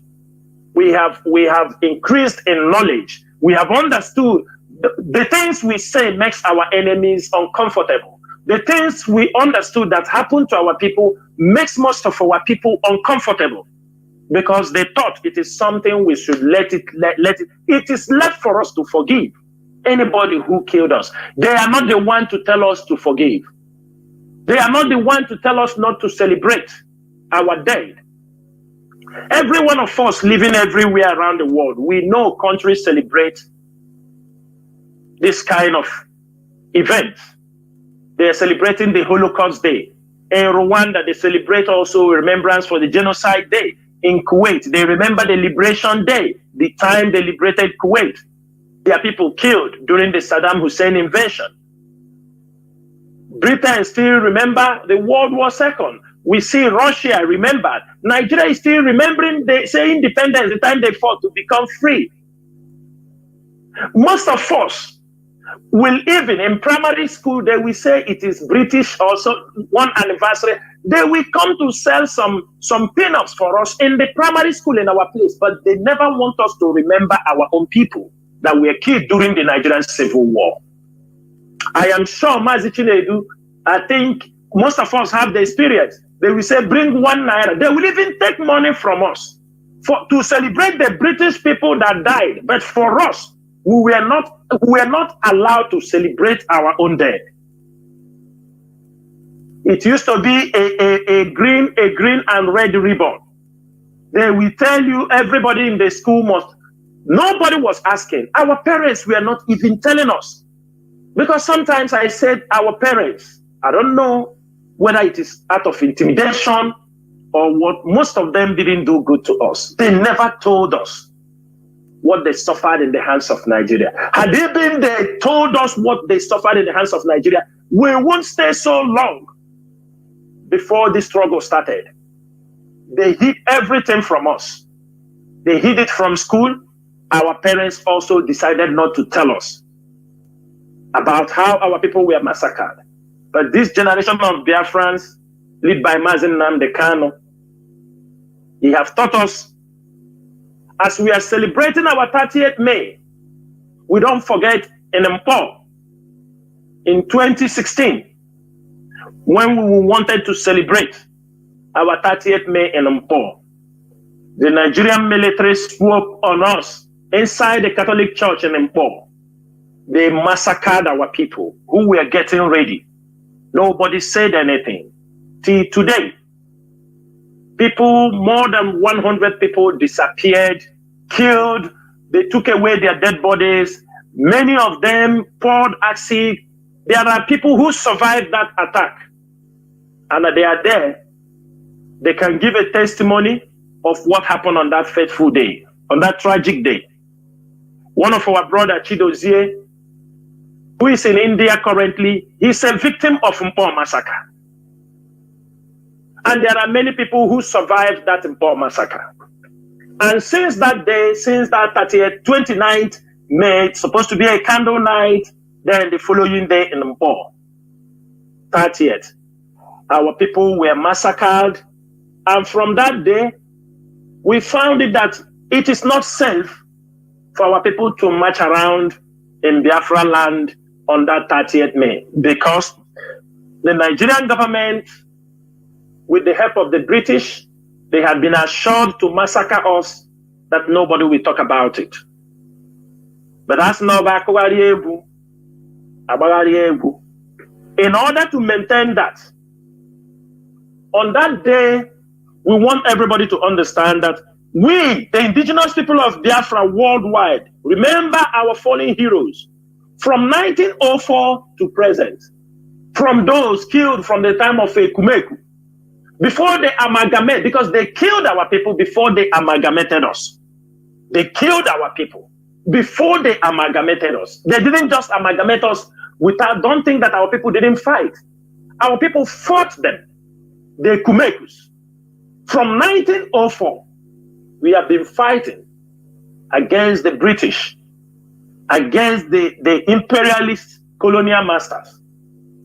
For that reason, on 30th May, we are going to remember all our fallen heroes from 1904 to present. We shall remember the victims of Asaba massacre, Aba massacre, Emene, Igwocha, Obibo, Onitsha, Olu, and Mpo massacre. And every other places, these people have massacred our people because they are fighting for the restoration of Biafra. We shall also remember our gallant men and women of ESN who have paid the ultimate price for our freedom. We shall remember people like Ikonso and many other officers. But Ikonso is the only officer, ESN command, we can say he fell in the hands of the Nigerian government. So far, most of the ESN commanders, they are very strong and kicking, though some of them may be in the hands of the enemies, like people like Chooks, Obase. All those ones that are alive are not the people we are remembering. We are remembering the dead. That is one thing we have to understand. We shall also remember all the victims of Fulani herdsmen and Nigerian state-sponsored terror. That is also the people we are remembering. We know how they have killed our people on a daily basis. As we are remembering them, as we are putting them in our prayers, all those people killed by the Fulani herdsmen in our land, because all their mission is to find a way to overrun our land and take over the land. They are all mercenaries, agents of the Nigerian government, trying to kill us and take over Biafra land and the resources. We shall also remember as the victims of Atlantic and Sahara Desert slave trade.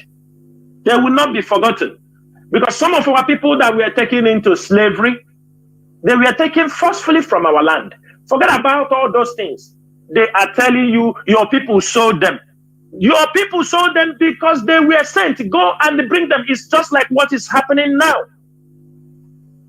They are killing our people, taking their body parts for organ trafficking. You will say it is our people doing it, but there are big hands, there are big people, there are billionaires who are pushing them, who are in need of these things. When they say it's our people selling them, because there was an agricultural revolution in Europe, they need workers. Even the Pope of Rome that time, he approved to go to Africa and take slaves. They came with guns.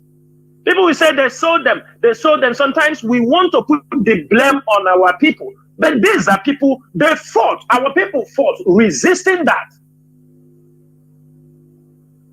So now we say our people are doing this, doing that, this is what they have. They came to our land, and this is what they forced. They used their guns, their guns, and they make sure that our people were taken into slavery.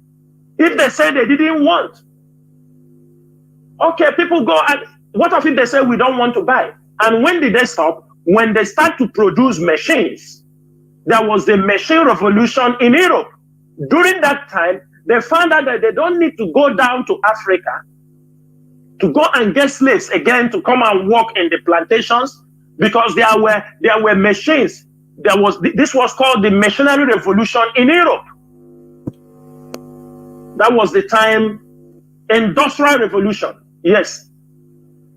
And there was a story, it was very popular, about a black Biafra man who it was a competition. When they invented the machines, there was a black man from the Bight of Biafra, I forgot the name.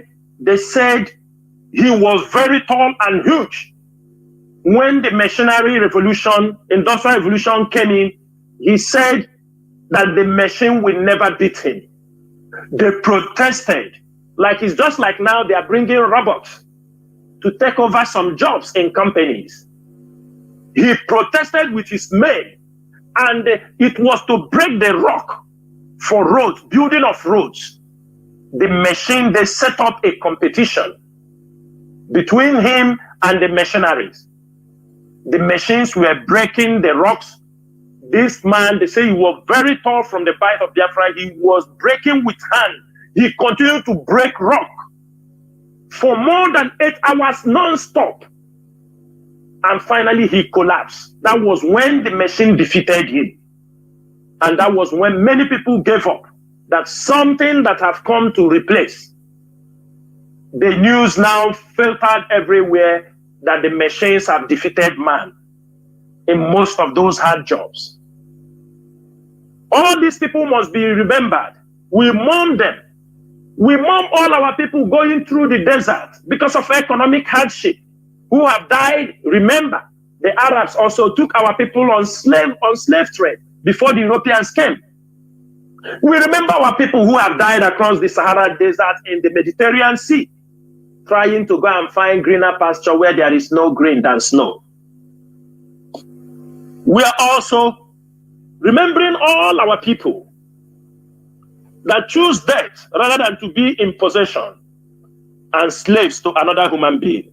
Those who have suffered and died under the brutality and the inhuman treatment of slave owners. We remember every one of them.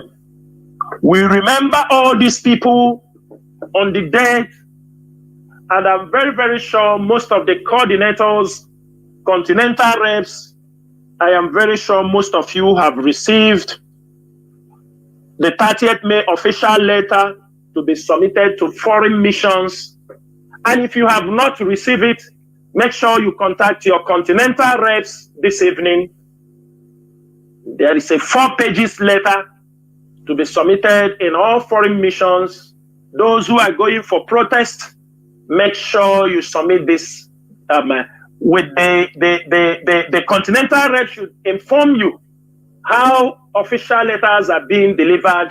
Don't just take the letter and print on anyhow. Make sure you ask your continental or regional rep how the letter will be delivered, because there are ways to deliver a diplomatic letter. It's not just by envelope and put. Make sure that you do that, and make sure for those of you who are coming out in the countries where they are going to protest, make sure that these letters are given to the places you are going to protest. For those who are not protesting, you are doing your gathering the countries that don't have authorization to make protests.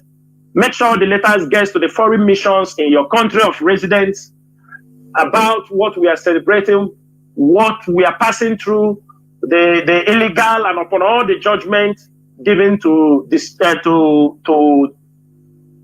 release Mazi Nnamdi Kanu. It is all contained in this letter. Make sure they are delivered and report to your continental reps that these letters were delivered successfully. You must give a feedback to your continental or regional rep. Every one of you who have gotten this letter, make sure you send a feedback. You must inform your continental reps, the countries, the people you submitted to, and make sure you follow up in case there is any response to them. That is very, very important. Therefore, because of this celebration, this anniversary, I know many countries have the programs, what they want to do. And we have already made a pronouncement that on 30th May, on 29th evening, will be our candle day, which is on 29th.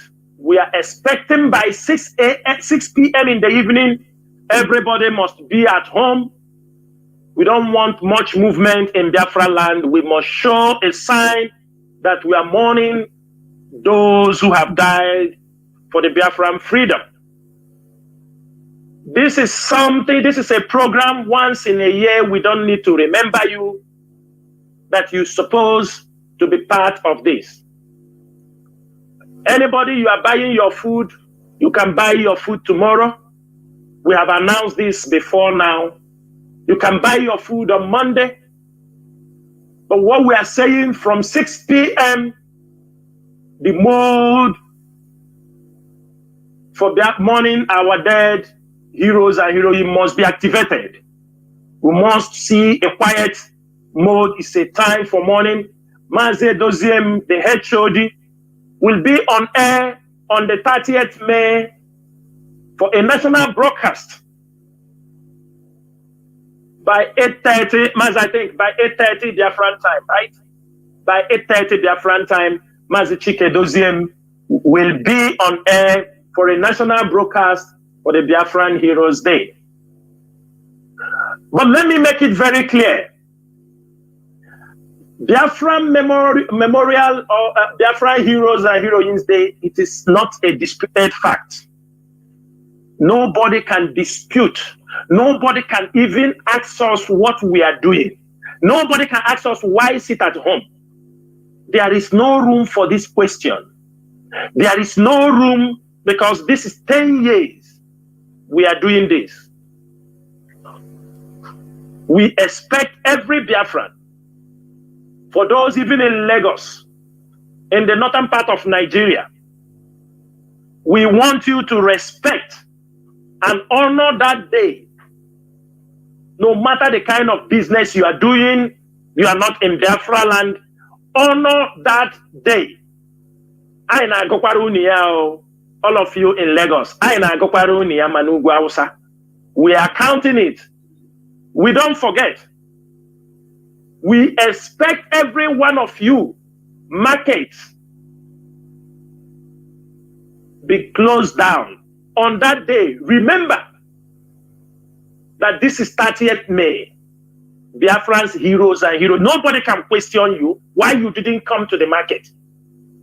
But in Biafra land, it's a total lockdown. And everybody know on that day, we don't need to talk. We know what to do.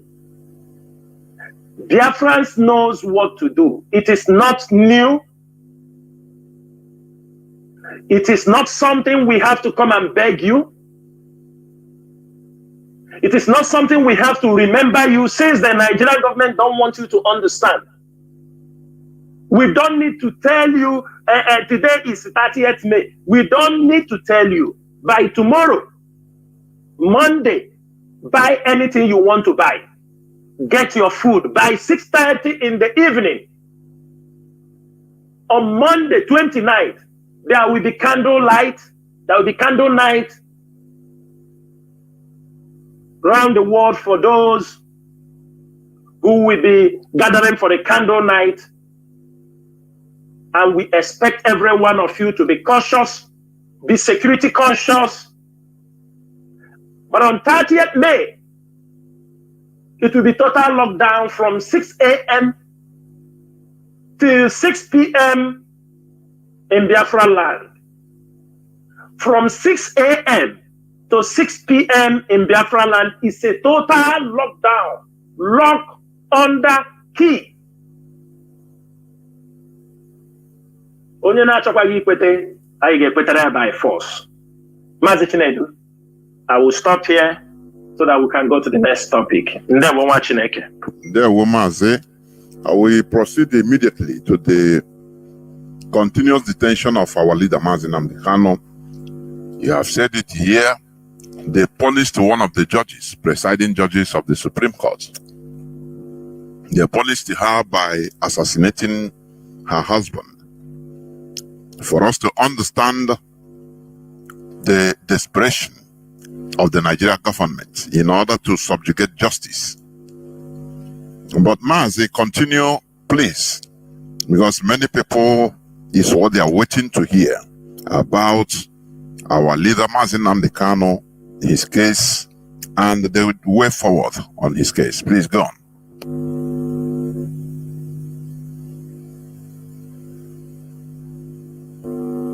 Mazi, are you there? Yeah, Mazi. Okay, I'm here. Sorry, I was on mute. Mazi, on this final topic about the detention of Mazi Nnamdi Kanu, up till now, we have heard the health issues or health challenges of Mazi Nnamdi Kanu. But one thing I want to tell Nigeria is that Nigeria should know that all this time they have detained Mazi Nnamdi Kanu, have they achieved what they want to achieve? The answer is no. They have not yet achieved what they want to achieve. And to make the situation worse, they are now openly assassinating people, killing people. They may try it also on Ozekome. They have tried it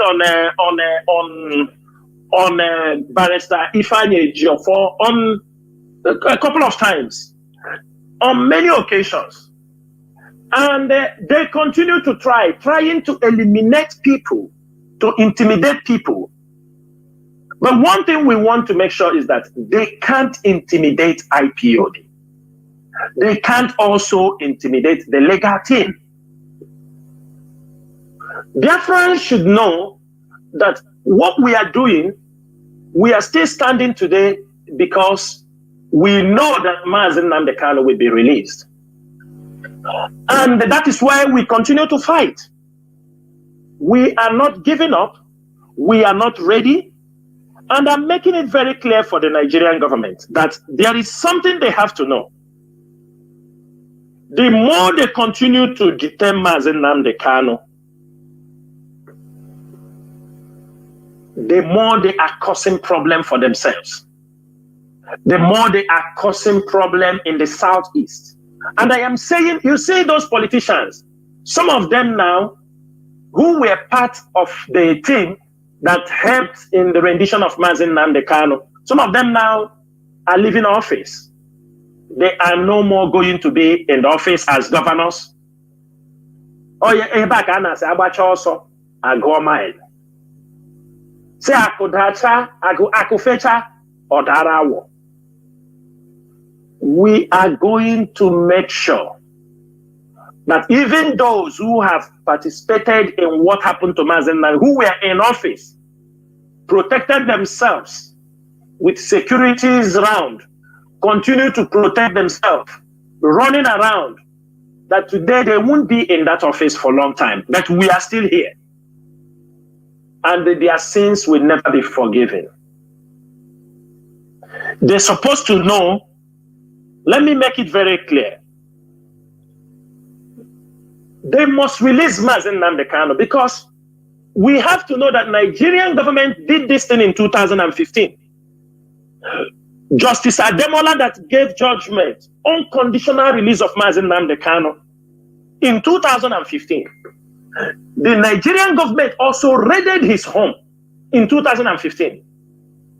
They raided his home, intimidated him to make sure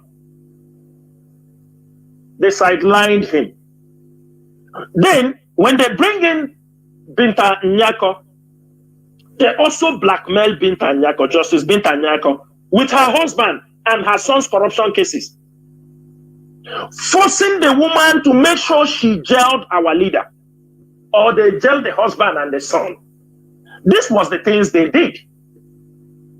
That is why when our people go out there in the public, trying to talk things that has no connection, giving fairy tale stories without information. Most of our people on the social media, they take imagination, imaginary stories. It's like a fairy tale, fictions. They continue to use the story to deceive people. It has been the way of the Nigerian government to show you the case of Mazi Nnamdi Kanu. It's a very serious case. The case of Mazi Nnamdi, like I said, imagine what 2015, what Justice Ademola saw from them. Imagine what they did to Justice Binta Nyako. Imagine what they did to Barrister Ifeanyi Ejiofor. Imagine what they have did now to Justice Jumaye Shanki. What they did to the husband. Imagine all these things, because they want them to pronounce wrong judgment. Now they have assassinated this judge because of Mazi Nnamdi Kanu. And now they have done this, they have pushed for you to see, like I said earlier, they have pushed this case to 14th of September. 14th of September, the leadership have every briefing from the legal team. You know, we are not the people that come and say, oh, you do tell like this. You know, don't do that. You know, even if there is something that powerful need to put down, maybe he have a message, powerful cannot come, you understand me, and say, Onyendu told me to write like this, like this, like this. You know, that is the difference between the IPOB leadership and the infiltrators and those who are trying to make wave, who want to say, oh, Nnamdi Kanu told me to write like this, to tell you people like this. These are how you know the criminals. These are how you know the criminals. They are looking for small information, and that is how, when they hear an information from somebody, they quickly run, because they are hungry for that. They want to use the name of Mazi Nnamdi Kanu. It is already a name they use. It's a cash out name. They can use it when they just hear any information. They run and go trying to use it to wipe out their records, the things they did. Biafrans, do not be deceived on the issue of Mazi Nnamdi Kanu. Mazi Nnamdi Kanu will be released. Even the Supreme Court, they will discharge and acquit Mazi Nnamdi Kanu from all this case. We have a capable legal team. Forget about what people are talking around, moving around. Ozekome. And I want to clear something. There is some stupid things I see our people writing. Ozekome is this. Some stupid people go to write it. Even Yahoo was able to do what? Yahoo was able to debunk their lies. You understand me? Yahoos were able to debunk their lies. Because they go to tell you, oh, let me tell you, before IPOB, I think son, Mike Ozekome, is a son already. He has been a son. And all these people in legal practice, they have been there. They have been defending people. They have been lawyers. They have been doing work. Mike Ozekome is not today, he's a son to Atiku. It's not today. And when it comes to law, you are not going to, they are professionals. These are people, you hear his statement. We don't want our people, those, you see some of you who are ignorant how things work. Because he defend Atiku, you say he defend Obi, people continue to deceive you. They are right. Ifeanyi Ejiofor is defending IPOB today. Does it mean that if Ifeanyi Ejiofor found a case, he can defend somebody where they will pay him? He will say, that is the stupidity many of us did. But you don't do it in profession, because some of us left our businesses. Some of us stopped doing business with like people, friends, who were very close to us, because we are doing Biafran agitation. Even some of them did not abandon us. It is we that went back from them thinking they are not happy because we are doing Biafra agitation.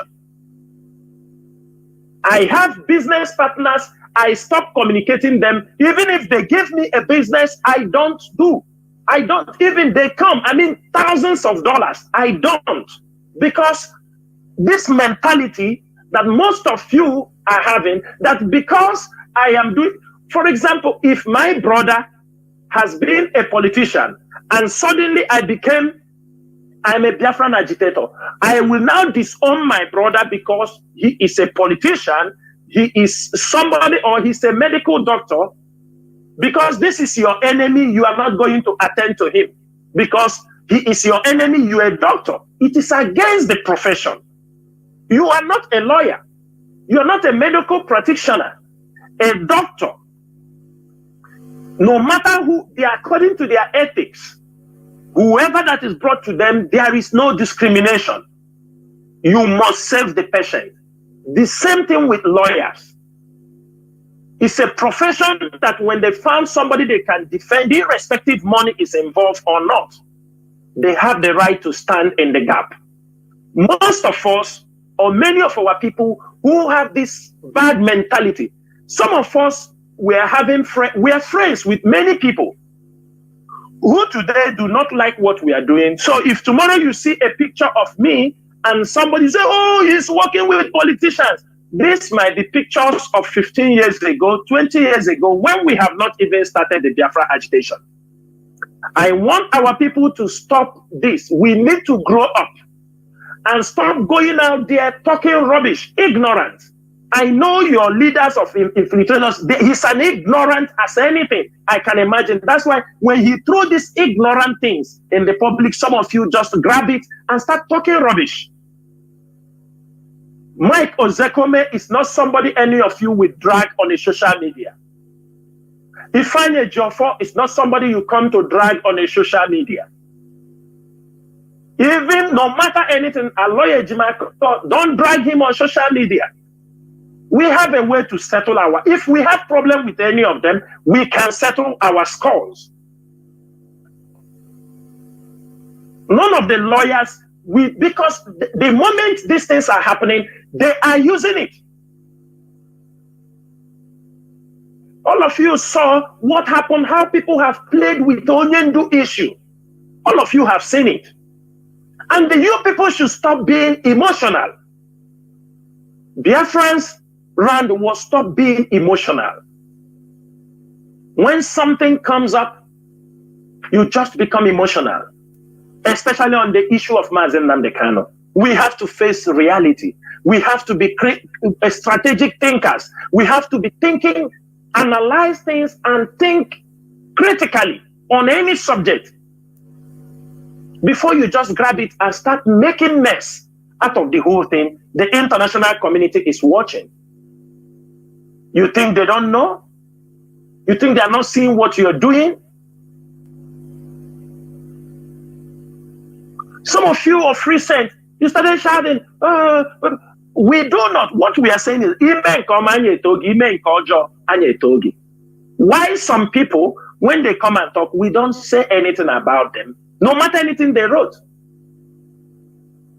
Like some of you knew the lawyer that says he's presenting Mazi Nnamdi Kanu internationally. You people saw what he did before. They were the people, he was the main frontline man they were using to go for Biafra government in exile. He was the one they are paying $50,000 any trip. 5 times he came to Nigeria, $50,000 for 5 times. And all of a sudden, what he came and wrote, is that why you people are making noise? They are based of the same feather. It is all about money for them. Because they have gone a different path, everybody come to attack themselves. Is it a new something that all of you will start disturbing yourself, coming on social media, making noise? Dear friends, by now we're supposed to be intelligent. We're supposed to be intelligent. I have said this thing before on air. White people, Americans, they have come masters. Forget about all these things. They are flexing our name on the top. Everybody they call black people, Igbo people. All the Americans, many of them are con men. The Westerners, they are many con men. Only that they do it. Nobody they fraud. They are con men. My lawyer, all these ones. It's all about money for them. For 2 years, all those rant and write letter, do this, and what have they done? Nothing. They did nothing. Consultant turned to lawyer. Lawyer turned to consultant. This one turned to I go there. This one turned to this. Now, to get money now for Onyendu, they are now telling you that the IPOB leadership, Chike Doziema and Abanyim, refuse. They refuse to bring out money to bribe the Nigerian. And let me tell you, there is nothing like that. There is nothing like that. Nobody, IPOB leadership will not bribe any lawyer, any judge in Nigeria for the release of Mazi Nnamdi Kanu. Let us make it very clear. We don't engage in bribing. Everybody knows us. IPOB, even the lawyers that are handling our case, we don't engage in bribing. Sometimes there are some of our people they will hold. You will hear what they say. We know he did nothing. Then we say, bring money, bring 1 million. We will release him. We say, why should we pay 1 million to you? Release him for what? What did he do? Take him to court. Take him to court. We don't mind. Because the moment you open this room, our people, many of our people have that criminal tendency. I could remember somebody who called himself a Biafra once tell me that if he go and find out where one IPOB member is in the detention, we pay him 50,000 naira. If he find 3 people there, we pay him 1. I called him, I said, are you okay? Are you normal? So your own brothers, that the Nigerian government, and he is an officer. He claimed to be an officer. The person who introduced him claimed to be, he can use this opportunity anywhere he found that IPOB, he pay 50,000. I told him, you're a criminal. That means you can even organize IPOB members to be arrested so that you can. I told him, you're a criminal. We don't do things in this way. I told him, we don't do things. Any of our person, we know they did nothing. They only arrest them because they are IPOB members, because of the Biafran struggle. The same way as they are holding Mazi Nnamdi Kanu. And I'm using this opportunity this evening to clear this air for those living in America, because that is where they used to generate all kinds of lies. That is where the DSS start working with the infiltrators. Then they push it down, start pushing it in the throat of many people.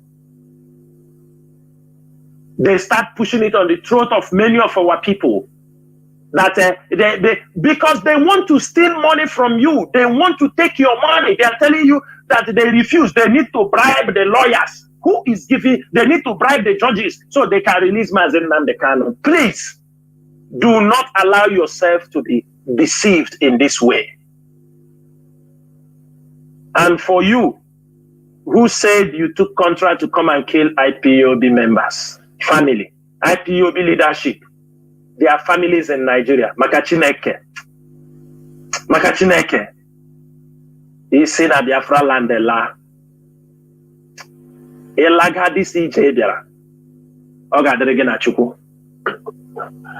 not the people you can come and intimidate and harass. I need an abacha opera, all of us. You come and kill them. You think because you people succeeded to sell Mazi Nnamdi Kanu, you sold Mazi Nnamdi Kanu out. You think it is like that for everybody? That's not Babisebotela. Yeah, Murako. We are here to defend the Biafran freedom. We are here to defend Mazi Nnamdi Kanu. We are here to defend our people. We are here to defend that Biafra land. There is no going back. And there is nothing anybody can do about it. It is either they come on table and they tell us the day we are going the Biafra referendum, or they are in for a very long thing. Biafrans are lovers of freedom. What we have to do, we continue to put Mazi Nnamdi Kanu in our daily prayers. We are doing the one we are doing. The IPOB leadership continually pushing through diplomatic means, which we are not going to be making public, because the moment the government know, they want to know who we are getting in, they will go there to furnish them lies. They say, oh, leave these people out there. We don't want that. Besides, many diplomatic missions are not made in public. That is why when America called African Summit, most of the head of state go there. When Russia call also, all of them go there. When China call, all of them go there. They never told you it is all about interest. And because of that, what matters to us is the interest of our people. What matters to us is the freedom for the Biafran people. It doesn't matter what anybody can say. It doesn't matter what anybody want to do. It doesn't matter the blackmail. Blackmail is nothing. Because we know the day is fast approaching. When all of us, whether you like it or not, either we will sort it out on a battlefield or we are going to sort it out on the round table. Thank you, Mazi Chinedu. I will stop here. May Chukwu Kadiama bless you. Ndewo Mazi, we are going to go into just a few minutes break so that when we come back, the lines will open so that people will call to ask a question. There is one platform I'm just watching and somebody saying want to ask question or something like that. I don't know, but this is the time. You get prepared, please. Although it's not going to take long, but please do not go away. We will be right back.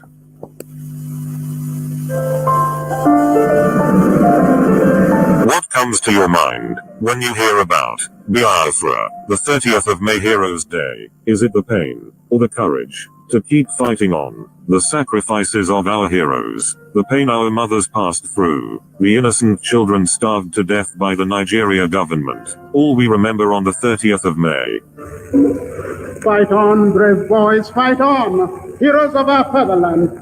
Pursue the enemy, harass him, destroy the invader. March on, brave boys, now that victory is in sight. March on and hasten the disintegration of the enemy already set in motion. We reflect on the pains and the agony they passed through, the zeal for freedom. They fought with pains and hunger for freedom. The cold nights, they paid the ultimate price for us, to be free.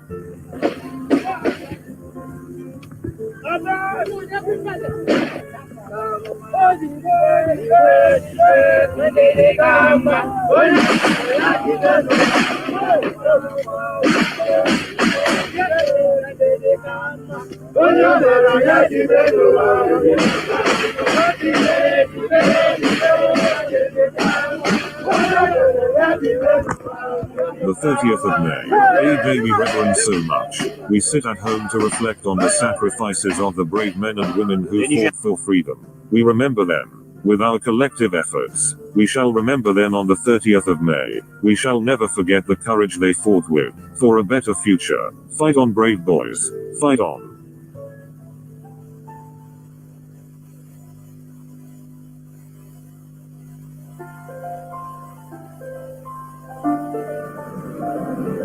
What comes to your mind when you hear about Biafra, the 30th of May Heroes Day? Is it the pain or the courage to keep fighting on? The sacrifices of our heroes, the pain our mothers passed through, the innocent children starved to death by the Nigeria government. All we remember on the 30th of May. Fight on, brave boys, fight on, heroes of our fatherland. Pursue the enemy, harass him, destroy the invader. March on, brave boys, now that victory is in sight.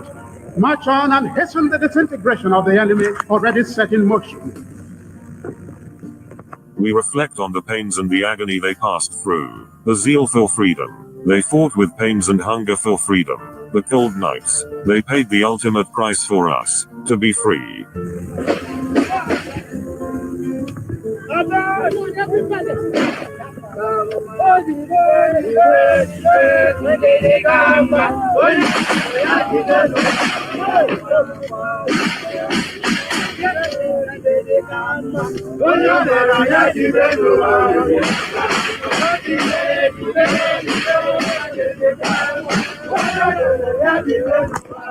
The 30th of May, a day we reverence so much. We sit at home to reflect on the sacrifices of the brave men and women who fought for freedom. We remember them. With our collective efforts, we shall remember them on the 30th of May. We shall never forget the courage they fought with. For a better future. Fight on, brave boys. Fight on. Welcome back. This is Radio Biafra House of Service coming to you through Radio Biafra London. My name is Mazi Nnamdi from Alo province of Biafra land. We are here live and direct with Mazi Nnamdi, a member of the Directorate of States. As it is, we are going to open the lines, although not many people. We are not going to take much calls as usual, please. Therefore, our lines are now opened. Our direct line as usual is +1 213 328 6224. I repeat, +1 213 328 6224. Our WhatsApp and Signal line is +61 405 142 547. I repeat, +61 405 142 547. You can call and ask a question or give your contribution, but make it to be as brief as possible, please. Let me go to direct line, please.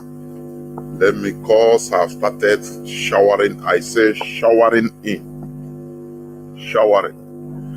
Caller on direct line, you are the first caller. Let me see. Callers on WhatsApp, please hold on. The signal is also working. Signal line is also working. You can as well call on Signal. I want to start by taking calls on direct line. I have callers already. No, the direct line is filtering. It's being filtered. Cutting off if I pick it. Let me go direct to the caller that has been no, let me try again. Caller on direct line. What? Many calls on direct line, so it's making it to no. My goodness me. Caller on WhatsApp. Let me. My goodness me. Caller on WhatsApp. Can you hear me? Go on, please. Let me. You have been here. You are the first caller. Can you hear me? Yes, I'm hearing you, Mazi. Are you hearing me? The whole world is hearing you, please, not only me. Go on, please. Yes, Mazi Jonathan. I am grateful over all your efforts in propagating the Biafran freedom, the way you are doing it is very commendable. I want also to thank Agune Chala Biafra, Mazi Nnamdi for all his elaboration.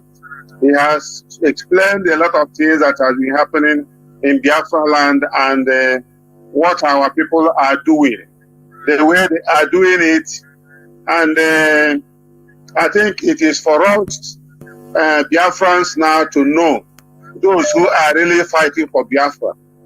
And for our brothers and sisters who are equally in the US, that he has spoken the way it is this day, alerting them and intimating them of what some of them are doing.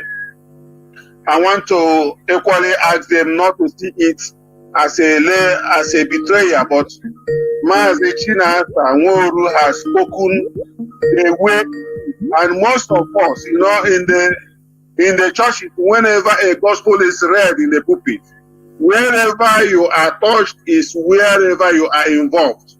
They have spoken it the way it is. And I plead with every Biafran, wherever we may find ourselves, to start doing the right thing. Because the betterment of our land, Biafra land, is for all of us. There is nothing you make that is called money that will elevate you more than what more than the blessing your land shall be given to you.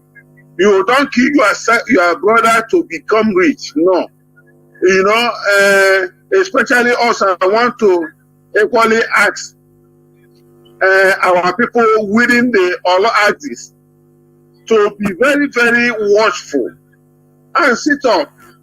I don't know why people should behave the way they are behaving, and some of our leaders are watching them and keeping quiet. And you, the young men that are being used to torment your own flesh and blood, know it that nothing lasts forever. Please, I plead with all of you, tormenting your own people, to put an end to it. It is wrong, and it is never to the growth of our place. We need to stand up and do the needful. Our land must be peaceful to attract development. Also, on the 30th of May, I want to plead for peace, for total concentration of Biafrans. Even if you think, no, you have not lost anybody in this struggle, still remember that during the Biafran war, somebody died in your family. And those that have died, you may think that they did not take part in the struggle. They may have died because of the hardship the Nigerian government has pushed us into, that caused a lot of deaths, that we are premature in our midst. So on that very day, I expect every one of us to stand still and our land to be in total lockup, in total lockdown for our deaths, to equally fight on to liberate us, the living, that our land may experience peace. This I want to also to thank Nnamdi and you for doing a very great work. Thank you very much. All hail Biafra.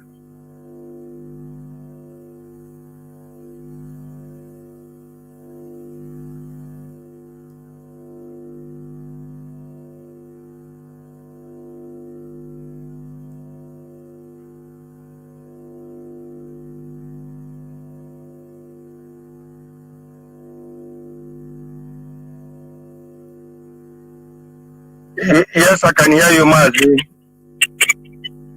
Good evening from here. Yeah, well, welcome to the program. Yeah, Mazi, Jonas, thank you for picking my call, and I want to use this opportunity also to greet my beloved brother, Agune Chamba Mazi Nnamdi, for coming out to educate Biafrans in what we need to know concerning our struggle fellow Biafrans, lovers of freedom. My name is Mazi Akas. I'm calling from Austria, and I serve the indigenous people of Biafra as IPOB Austria National PRO. Mazi Nnamdi, I have a question to ask. Just as you said, Nigerian government has used the husband of the judge who declared Mazi Nnamdi Kanu discharged and acquitted in his the release that they asked Nigerian government to do concerning the case of our leader. And my question I want to ask, because Nigeria, everything about Nigeria is when you do something good against them, they will use that to give a penalty. I want to ask, as this case now is in the Supreme Court of the zoological country called Nigeria, is this woman now they killed her husband? Is it not a signal they are trying to give to any judge that is going to judge the case of our leader in September? Is it not a signal they are trying to give to him, or any other judge that is going to be on that day to judge this matter? Maybe for him to know that if you try something like this, this is what we are going to give to you, because they have tried it in Mazi. Most of the lawyers that have come to Mazi Nnamdi Kanu's case. I don't know why Nigerian government is doing. Please educate Biafrans more, or give us light more, so that Nigerian government will know that that they can continue killing these judges because they stand on the truth. And please, Mazi Nnamdi, before you educate us more on this, I want to use this opportunity, please. IPOB Heroes Day and Heroes Day here in Austria is going to take place on 30th of May. We know exactly how we've arranged in this coming Heroes Day.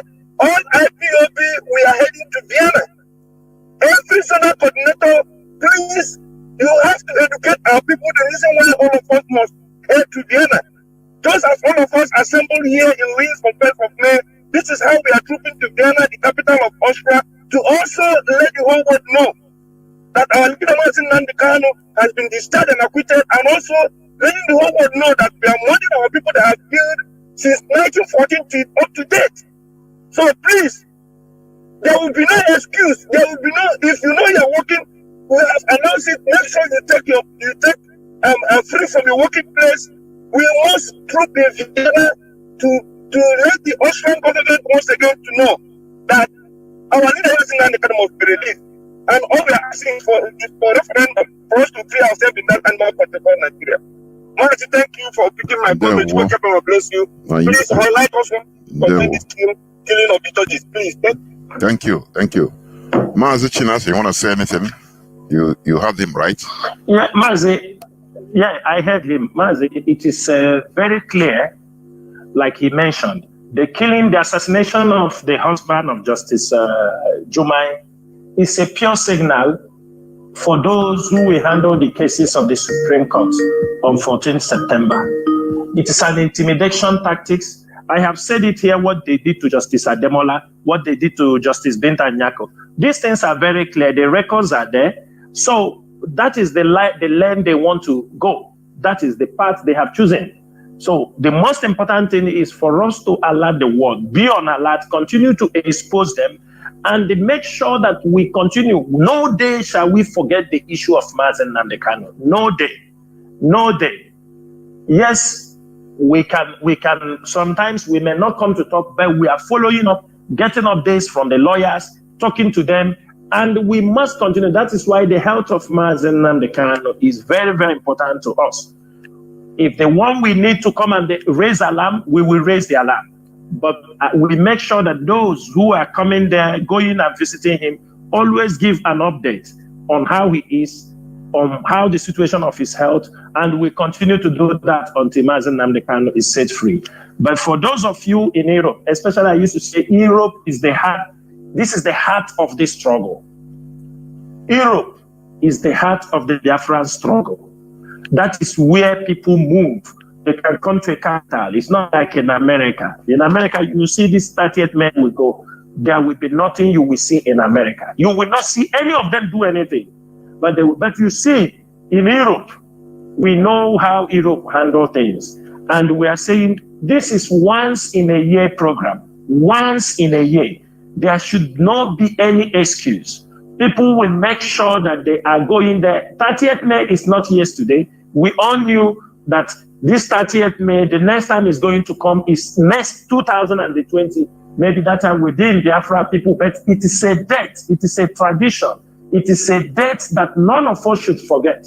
So when the time is coming close, everybody should make sure they become part of this program. You can take off day. That day, the money you are going to miss is not going to buy you, it's not going to solve all your problems. It's a day, something you just have to sacrifice. That's all I can say. We don't need to be reminded over this. And that's why I say it's a tradition that everybody must adhere to. Thank you, Mazi Nnamdi. There were Mazi. Caller on direct line, you have been waiting. Caller on direct line. Caller on direct line. Can you hear me? Yeah, please go on. Go on, please. Go on.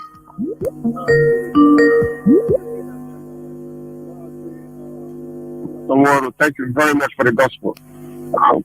I'm calling you from Atlanta, Georgia. Just a very quick one. This battle, we're just, that we're fighting for. It's a must we have to get it because with the whole thing going on in Nigeria, if we don't get that, in fact, we're done. We are really done.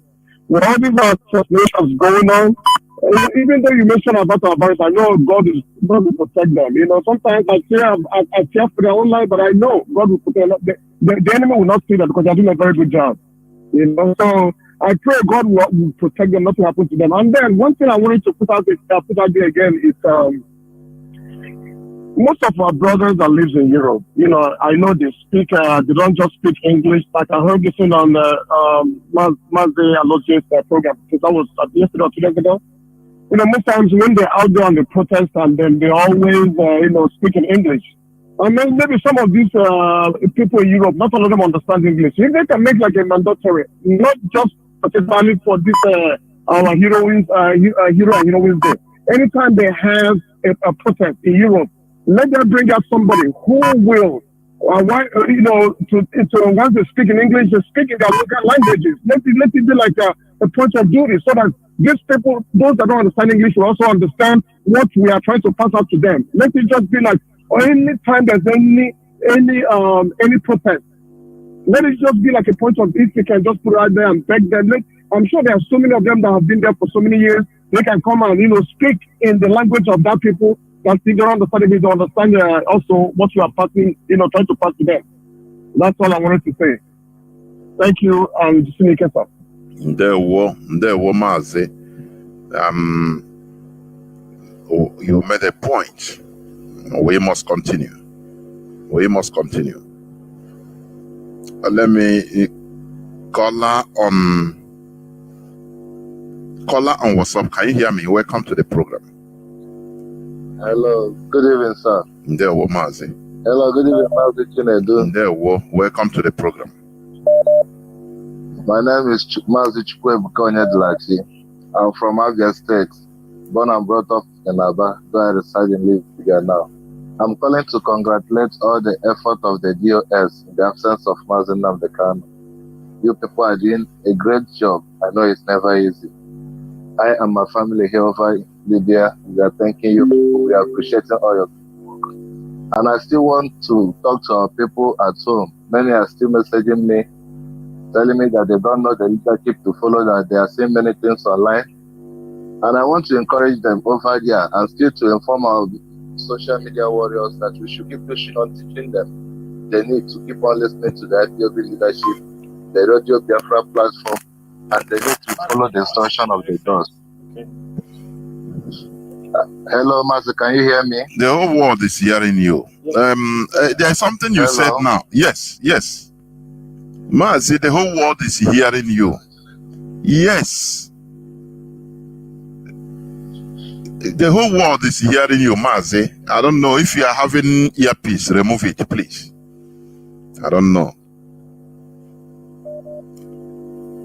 Mazi, you see, just like what He said now people are listening to nonsense online from WhatsApp because they don't listen to Radio Biafra. It's a problem to our people. A very big one, Mazi, honestly speaking. That's why some people, they'll be inboxing you, asking you rubbish question. Is it true that somebody sent me this they have released Mazi, they just released Mazi Nnamdi Kanu? Is it true? Different rubbish questions. And you start wondering, say, why can't you listen to Radio Biafra London so that you get the information, the right information? My goodness me. Please, people that are calling through Skype, I'm using it. Please, I am using it. If you call, I cut you, know that it is disturbing me. Please, I am using it. Please, I beg you. I am using it. So we must continue. Even the direct line, I'm cutting it, but it cannot.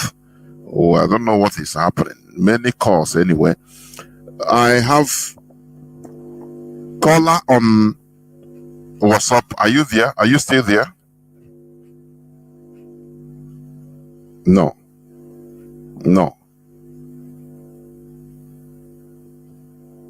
My goodness me. Calls are Mazi Chinas, I hope you are still there.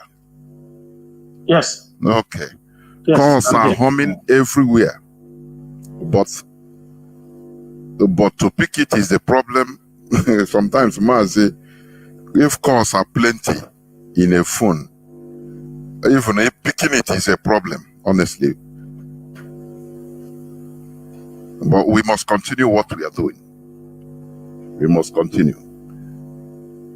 Let me see, caller, whether the calls are overwhelming.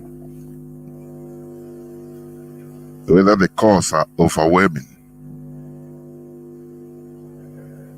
I have a caller on signal. Caller on signal. Can you hear me?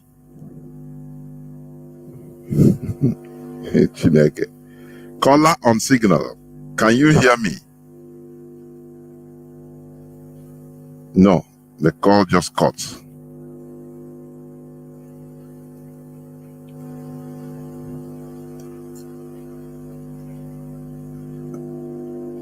We must continue. Please, there is some, because of overwhelming calls, you'll be hearing horns of calls, but you are not seeing nothing. Whether the phone is crashing, honestly, Mazi, I don't know. The phones. That's why I'm restarting. The calls are too many. If you want to pick one call, the thing will cut. Yeah. So that is a problem, because many calls are coming. Many, all the. I have 1, 2, 3, 4 phones. But we must continue. We must, We must continue. So, caller on WhatsApp, can you hear me now? You called before. Can you hear me now? Can you hear me? Yes. Go on, and conclude. I was speaking before. Yes, I know. I was speaking before, but it's like, I don't know, maybe from your device. So I want you to also encourage our media warriors, which I'm part of them. My name is Mazi Nnamdi. Let us keep on preaching to these people to keep on listening to the IPOB leadership, to the doors, so that they will be getting the proper information needed. Many people are misbehaving back home due to lack of proper information on what is going on ground.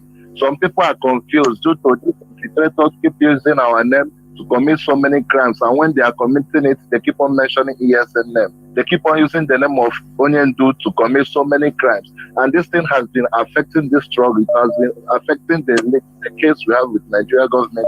I know that the DOS has been trying to speak on this, especially Mazi Nnamdi. I give him many accolades. He has been trying to speak on this, but I don't know why. Lack of knowledge and ignorance has been wandering our people over. We should keep on pushing on this. And another thing I want to talk about on it this evening is concerning this, our 30th May.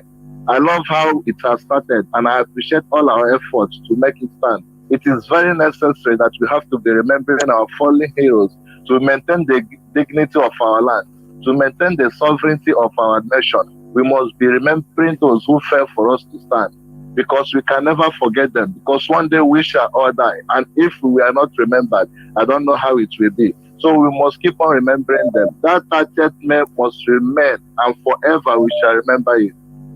That is all I have to say. And I keep on appreciating the DOS.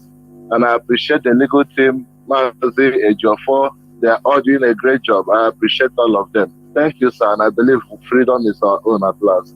There were Mazi. Thank you very much. Caller on direct line. Are you there? No, it's gone. Caller on signal. Are you there? Caller on signal. Can you hear me? Caller on signal. Can you hear me? Caller on signal. If you are not ready, I will take caller on WhatsApp. Can you hear me? Yes. Yes, Mazi Chinet. Yeah, go on, Yes, please. Mazi Jonathan, I can hear you. Good evening from my side. Go on, please. Welcome to the program. I can hear you, Mazi Jonathan. Good evening from my side. There were Mazi. Go on. Mazi Jonathan, I hear you very loud and clear. Thank you. I am Mazi Jonathan. Thank you so much. I am Mazi Jonathan from Bible State. Professor Jonas, what I want to ask Admission by this. This regime of Nigerian government, especially those of Igbo extraction, in the reign of the government of Nigeria, the set of the people in Nigeria authority that has committed so many atrocities against innocent IPOB members in the government, against even non-IPOB innocent Igbos and innocent Biafrans, on across Biafra. Professor Jonathan Mazi Nnamdi, the question I'm asking, now that their tenure is expiring and many of them will be relegated to the streets just to work like normal people, Mazi, now we cannot protest in Biafra. What are the other directives that we can use to send a very good message, a very, very good message to them, such that the incoming government will also realize that what they did by killing their people, by adopting their people, by naming their people, and all sorts of humiliation against our own people are not good. What can we do to send a very clear message to them? Just that is my question to Okay. Thank you, Professor Jonas. There were. Now you hang up and listen. Mazi Chinasa, Yeah, Mazi, I heard him. Mazi, I want also, there is observation. When they are talking, the voice is very fast. So check from that side. I'm finding it difficult to understand, but I got his question. He said, now those people, the governors, those who are leaving office, what are we going to do to them? Am I right? Yes, of course. Of course. Mazi, listen very well. Listen very, very carefully. There are many ways to kill a rat, but there are the ones we can make public, and there are the ones we cannot make public. Towards these politicians who have killed our people, moved many of our people, hand them over to the northern government. Until today, we have not seen them. One thing we urge every Biafran to do is that we will make sure that all these people, from Wike to Devumahi, to Ugwanye, to Obiano, to all of them who have Okrocha Lakboleno now, Okrocha is already, he have disappeared from the arena. These people that I mentioned, and some of the senators that we know in one way or the other, We will continue to humiliate them in public. Anywhere they come, even if they leave office, they come for ceremonies, they come any place where our people gather, they must be booed and disgraced out from that place. In the public, it's normal. Anywhere you see all these governors in Biafra land that have already, we make sure that anywhere they go, they must be humiliated. They must be humiliated. We must always follow them until they pay dearly for what they have done in our land. We must reject them. Even after their office, they must be rejected. That is the one I can say in public. The ones we will not say in public, or the other ways to solve some of those problems, we are not going to make it open. But in case we found them anywhere, humiliation is the watchword. Boo them, throw them eggs, even throw them water, because they deserve not to walk in our land, no matter who they are. That is an order. Ndewo Mazi. Ndewo. I have a caller, Mazi Joe. Can you hear me? Welcome to the program.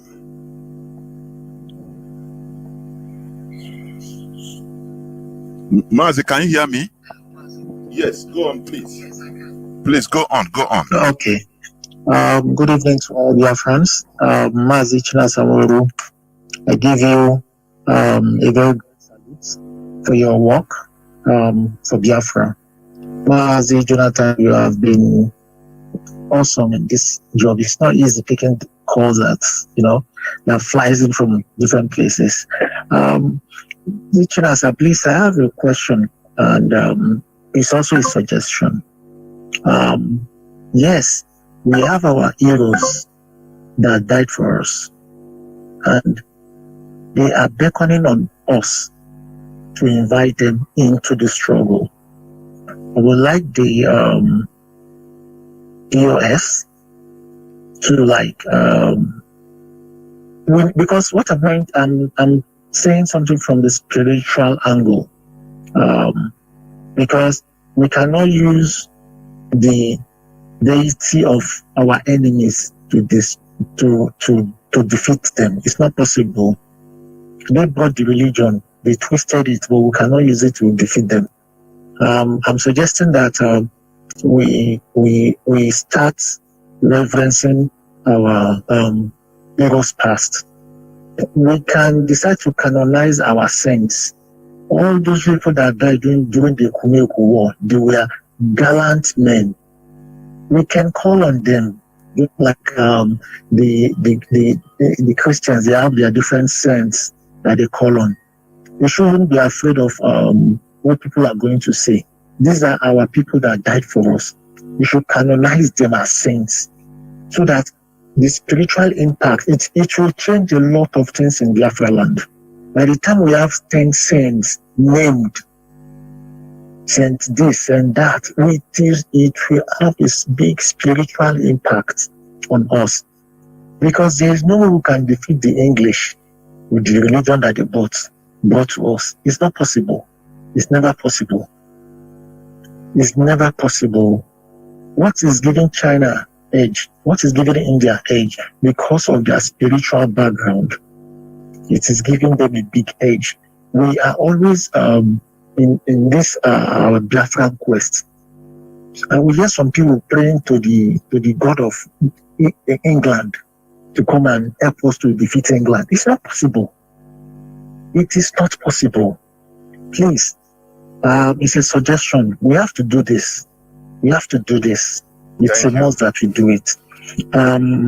Mazi Jonathan, please, can you please permit me to announce the... Please, go on, do it very quick, because calls are everywhere. People are waiting. Go on, just in a jiffy. Go Hello, on. Mazi, can you hear me? Yes, I say go on. I say go on, but do it in a jiffy. Hello?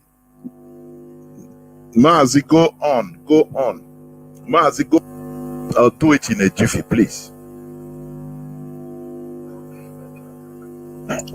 is just to announce to all Biafrans that on the 30th of May, we'll be having our remembrance program in Berlin. Please, we urge you all in Germany to please find your way down to that place. It's very important because we have a reason to celebrate these our great heroes. We have and it's a must that we must be there. Thank you very much, Mazi Jonathan. And Mazi Chinasa, please, is there any way you can please answer the question the tonight suggested, please? Thank you. Thank you, Mazi. There were. Although it's not a question, but it's a suggestion. But Mazi Chinasa, you want to say something about it?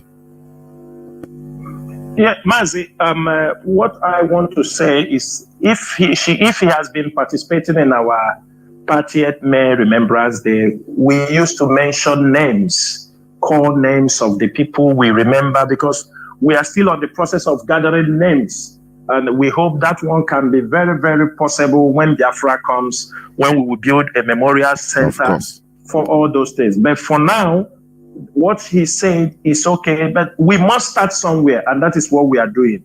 Continue remembering them. When Biafra comes, we can now decide on that side, because there are many people who died. We don't even have the numbers or the names. But those things can be made possible, to publicity, because by the time if Biafra comes, people will now provide. We not only provide names, we will go to the extent to know what each and every person did, how they died. This is something we have to, before we now come to a conclusion that we are going to declare this person in our prayers. I want to tell you also one thing, Mazi. We have to also give accolades for Biafrans around the world, how bold. We are not afraid of anybody. People come out now very boldly, call their ancestors with boldness, without anything attached to it. And we are proud of it. The only thing we say is that while you are doing it, respect another faith. But we have to. It is something we are doing, and we don't want to force it on the throat. It's gradually. Everybody will fall in line. But let's continue remembering them. If you have names of people, what they did for Biafra, we try to. It's now that we have to gather them. And when Biafra comes, because, for example, I just came across, I just posted it now, about an Irish sister who lost her life. They call her Sister Cecilia Tagberry. She was killed on 26th September 1969 when her car was struck by fire from a low-flying Nigerian aircraft, as she and her colleague were visiting one of the newest sick beds. Her Biafran driver also died in that attack. Bishop Okoye, who had invited the sister to Port Harcourt, said Sister Cecilia was the first martyr of charity. She was buried at Emekuku Mission with Dennis Kennedy. Do you understand me? Dennis was also his driver, those who died during that time. So what we are saying is this: there are people, many people who did things for the Biafra struggle. We need to keep the record, get everything right, and at the end of the day, we can be able to see those who will say this is a martyr. But according to those who saw Sister Cecilia during that time, and according to Bishop Okoye, she said she was the first martyr of charity. That means what this kind of people was killed by the Nigerian aircraft, which is Biafran driver. So I want us to continue gathering information, and by the time Biafra will come, most of these mysteries will be solved, and the history will be written very clearly for everybody to understand. Thank you, Mazi Chined. There were. Caller on WhatsApp. Can you hear me? Welcome to the program. Caller on WhatsApp. You have been waiting for 10 minutes plus. Caller on WhatsApp. Go on, please. Okay. Can you hear me from here? There were. Welcome to the program. Go on. Yeah, my name remains as one person, Honor Anthony. My greetings go to Mazi Chinasa, I really appreciate you, Mazi Nnamdi, on what you have done tonight. You have done what no man can see now, but in future, people will see what you have done today. I want to comment on what you have just said concerning a letter you read from the one part of the state in the Biafra land in Imo State. I want to use this opportunity to say all the Biafrans, all Biafrans all over the Biafra land, the letter which Mazi, our brother Kinasaworu, have read this evening, is trying to indicate something there. Is trying to chip in something there, and is trying to give you expo, and is trying to bring something out of something.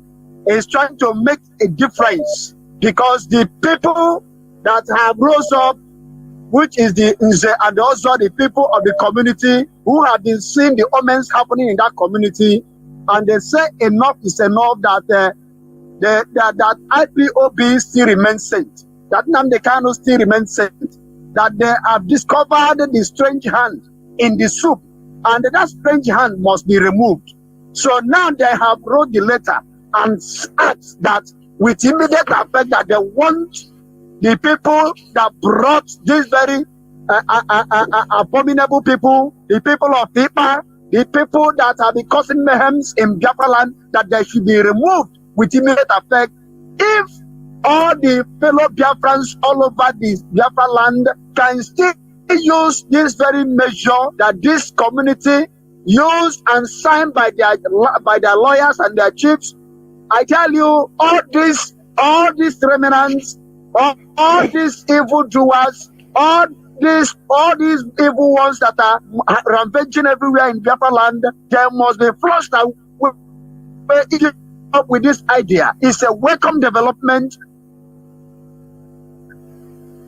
But that is number one. Number two, going to the area where our brother China Sanworu, the commander, who have mentioned concerning the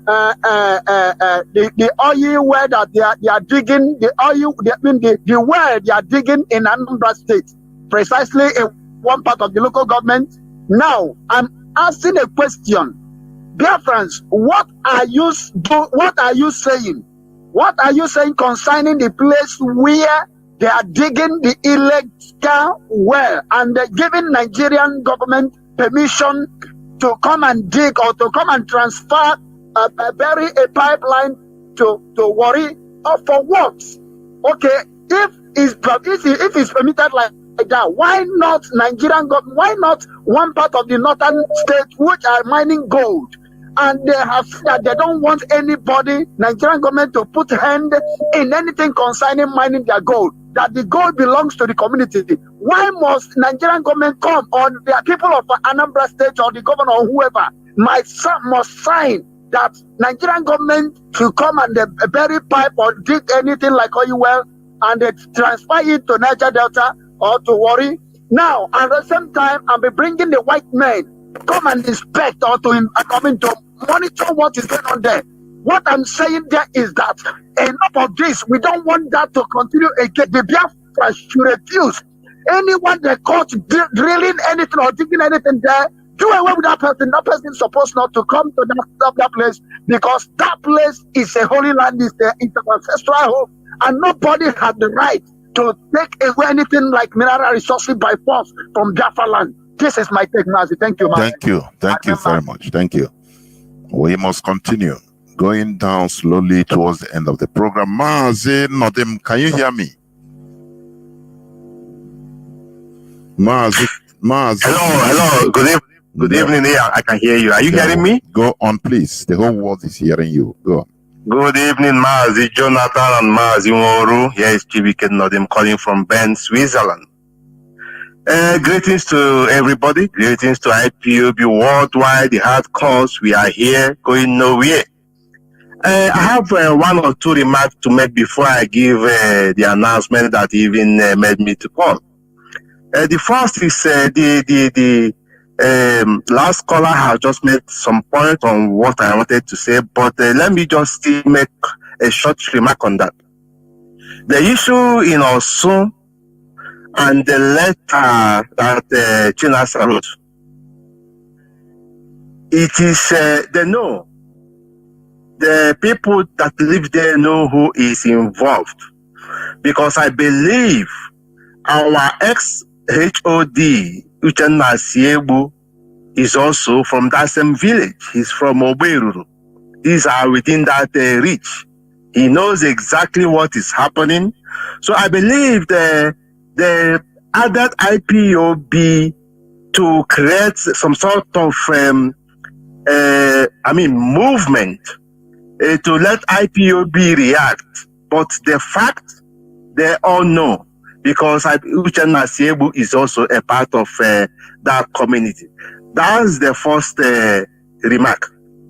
The second one I will make before I go to my announcement is the ignorance of Nigerian people who always believe, like I had today when Obi lawyer was calling them, he mentioned that he have wrote the Americans, the French, when the court case was annulled without giving him pre-notice. And you look at Nigerians, every little thing they tell you, United Nations, America, international community nonsense. The truth there is this. Why are there not so much war through proxy in Africa, in Black Africa of recent years, unlike how they have it in the Arab world? Is because most of our leadership are all puppets. They are all appointed by the same people who films wars across the world. The same way the caliphate appoints governors to us is the same way these known international communities appoint presidencies to us, just like exactly what happened of recent to Tinubu. This is why there are not war in Black Africa of recent, because they are still getting their interest. Their interests are secured. So this information, I believe, is not for Biafrans or for IPOB family members, because they are vast in knowledge on this. It's just about some few Nigerians who might be listening. They should just throw away their hope with the so-called international communities. These people doesn't feel you. From what is happening in Ukraine is what every sane person must understand, that they don't feel humanity. Sometimes I wonder if these people are human beings. They only care about their interests. But notwithstanding, we must be talking. Let me make a fast announcement, because I know millions of people. I've been calling for a while here, but thank God I got you. The information I want to give is for the regard of our 30th of May. Coming on the 30th of May, and that will be in a very popular site in Geneva, Switzerland, in the headquarters of the United Nations. This is where every country comes. It's a very popular place. They call it Palace United in French, because it is a French area, but everybody who is within Switzerland and in the corners of Switzerland, like France, and all these areas are all welcome. Just write United Nations English in your Google navigation system, GPS system. It will take you today. Our event will begin at 11 o'clock. But please come before time so that we can have some little talks and organize ourselves in time for the preparation of the real event. Mazi Jonathan, Mazi Nworu, as always, you are doing a great work. I have to leave it for Mazi Nworu. There is an information part of a member of mine asked me to ask you whenever I call. Or he said he will call, but maybe he can't get you. But let me ask it right now. About 2 weeks ago or 3 weeks ago, in his village in Enugu, or in the city in Enugu somewhere, there were some Fulani herdsmen rearing cows in the town. And he asked me, is this normal? Why are they still rearing this cow? So me too, I'm of interest to know, why are they still rearing cow in the cities? This is my question. Thank you so much for your prompt response. Thank you. There were Mazi.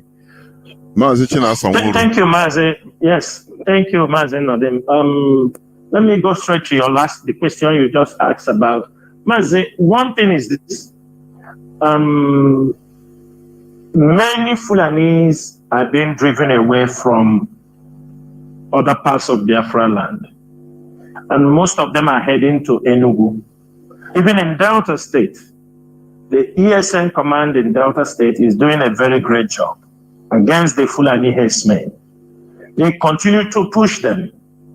And sometimes in Enugu also, I will make this thing very clear, ESN most times will work when we got pre-information.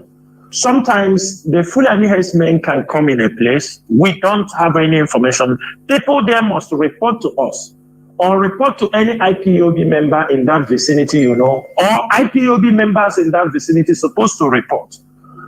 We cannot, confront these people if they have already passed the place, because we are not everywhere. We must accept that thing. We are everywhere with the IPOB members. We are everywhere with ESN intelligence officers in the city. Then we can only respond. The men in the bush can only respond when information gets to them. One thing I'm telling you, presently, Enugu is where we have a number of Fulani herdsmen that are still disturbing the environment. Some of them coming from Benue, some of them coming in from Kogi State. We have monitored the situation because this is farming season. We know what is happening. Mazi, what I will say, those who got those information, we have an inquiry line that they can always put up those information there. There are people on that inquiry line. They will immediately forward it, and the commanders involved will be alerted and informed. Sometimes they may miss them, but that's not bad, no latter.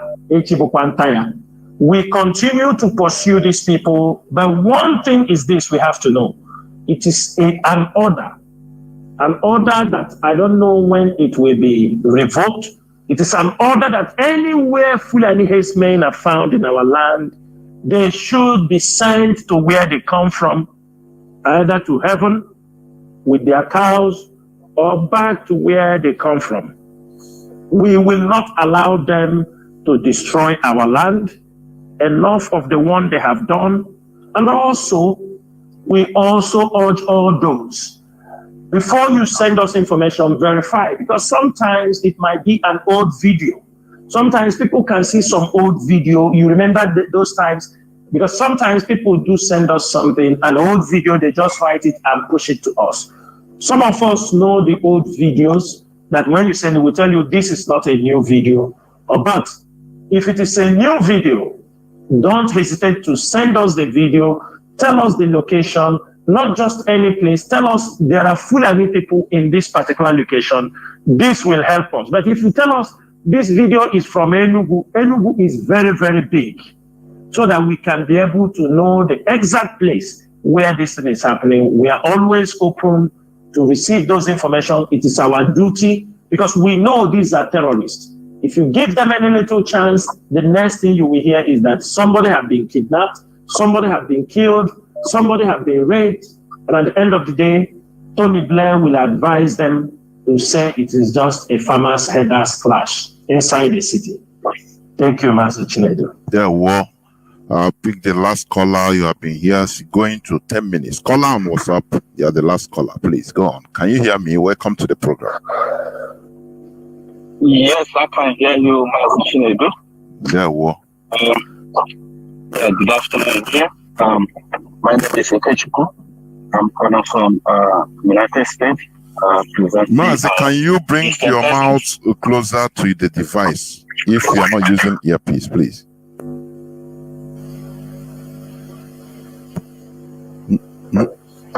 My goodness, it just cut.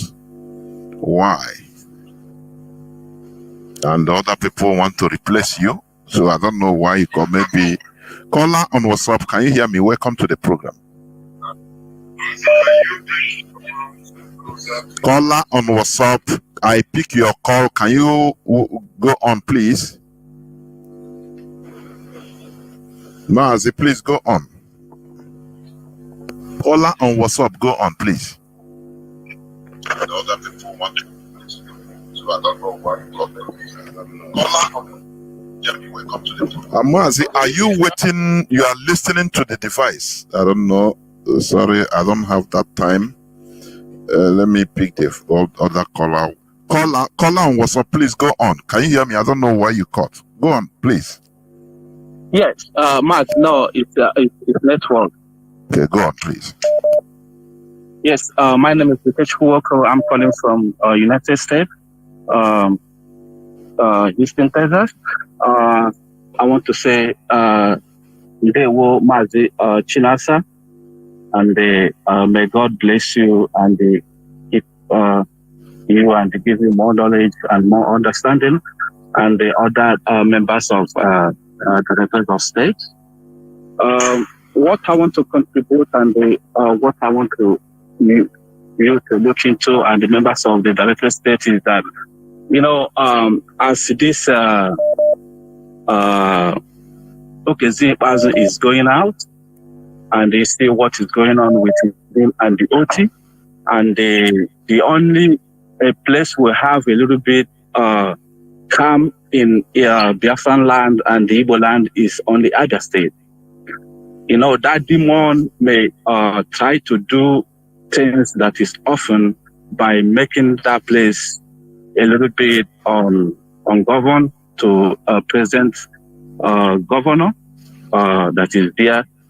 So I want you guys to look into it and know what to do about it, because they are all demons. They can do anything they want to do if they want to do it. And they put a little bit eye on ground by bringing a little bit men on the ground to because of insecurity, because it's only at the state and the Aba is a little bit save a little bit in Igbo land as of now. So another thing I want to say is that if you ask people around, like the back of Osisioma, that's all these Fulani people, according to what the message I got last week, that they are moving their cow around, and it was like you are going to the new other state university where they say they're gonna build it now. I say they are going towards Owerri. So they say they are moving their cows over there. Another thing I want to say again is that what you're saying against people that living here in the United States is 100% sure and truth. Sometimes I may run into some of them here that have been older than me. I would like to discuss about Biafra and about everything. They will ignore you. They will still telling you about Nigeria. So whatever that you said about United States and what is going on about United States is true. So once again, I will thank you, and I will thank the members of the directorate of state for the good work they are doing. Thank you, and let you guys trying to look into Abia State very well and see what you guys can do, because we don't want problem. That's over.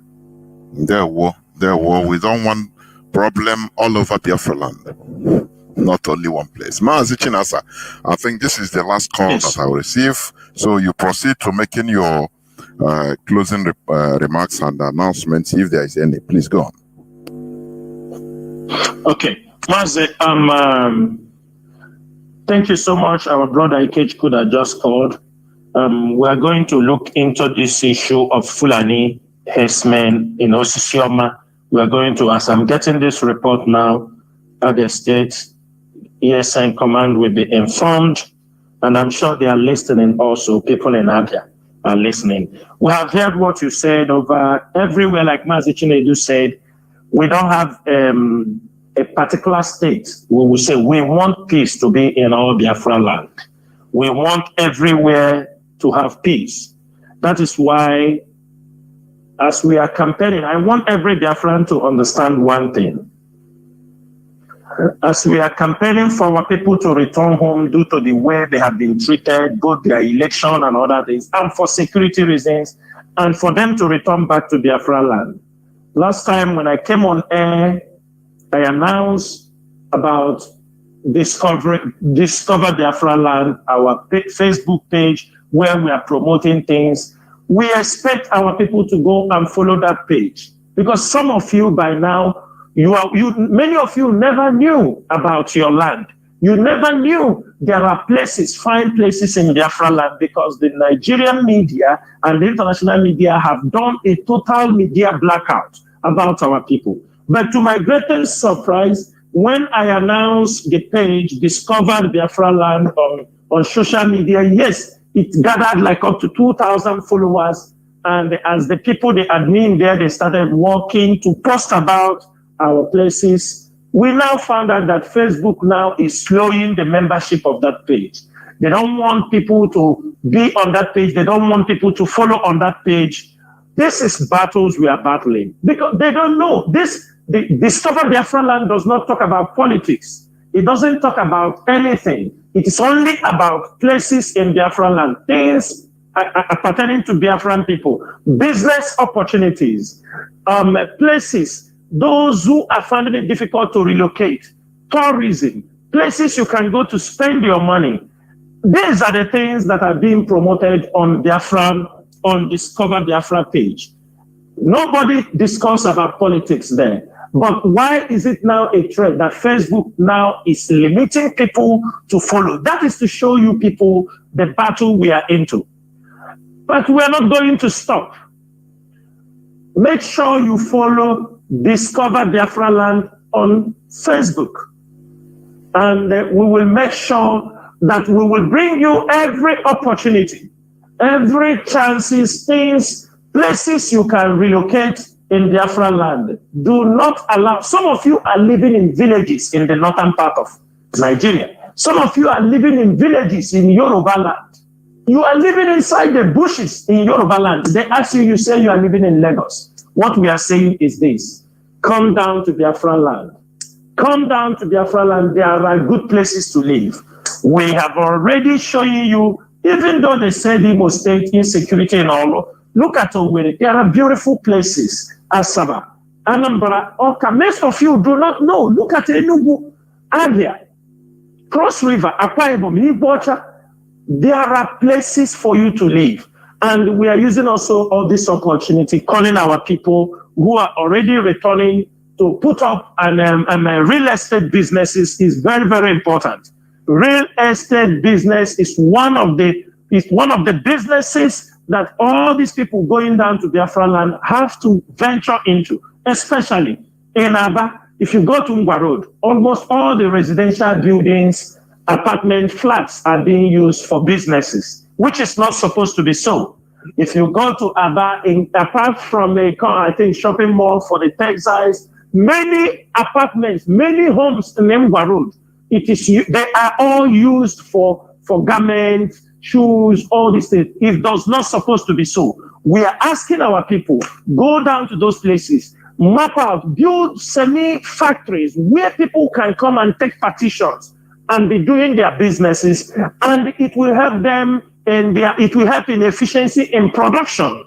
They will produce more than staying in homes, in apartments, sewing those things. Allow those places, as people are returning, people will to return to those homes to live and not for businesses. This is one thing we have to know. And we are asking those business investors, look into these things. IPOB is not coming to do the investment, but it is our job to educate, to inform, to enlighten our people the things they're supposed to do. I know some of them will say that I have my money, but we are telling you, you know not everything that you know.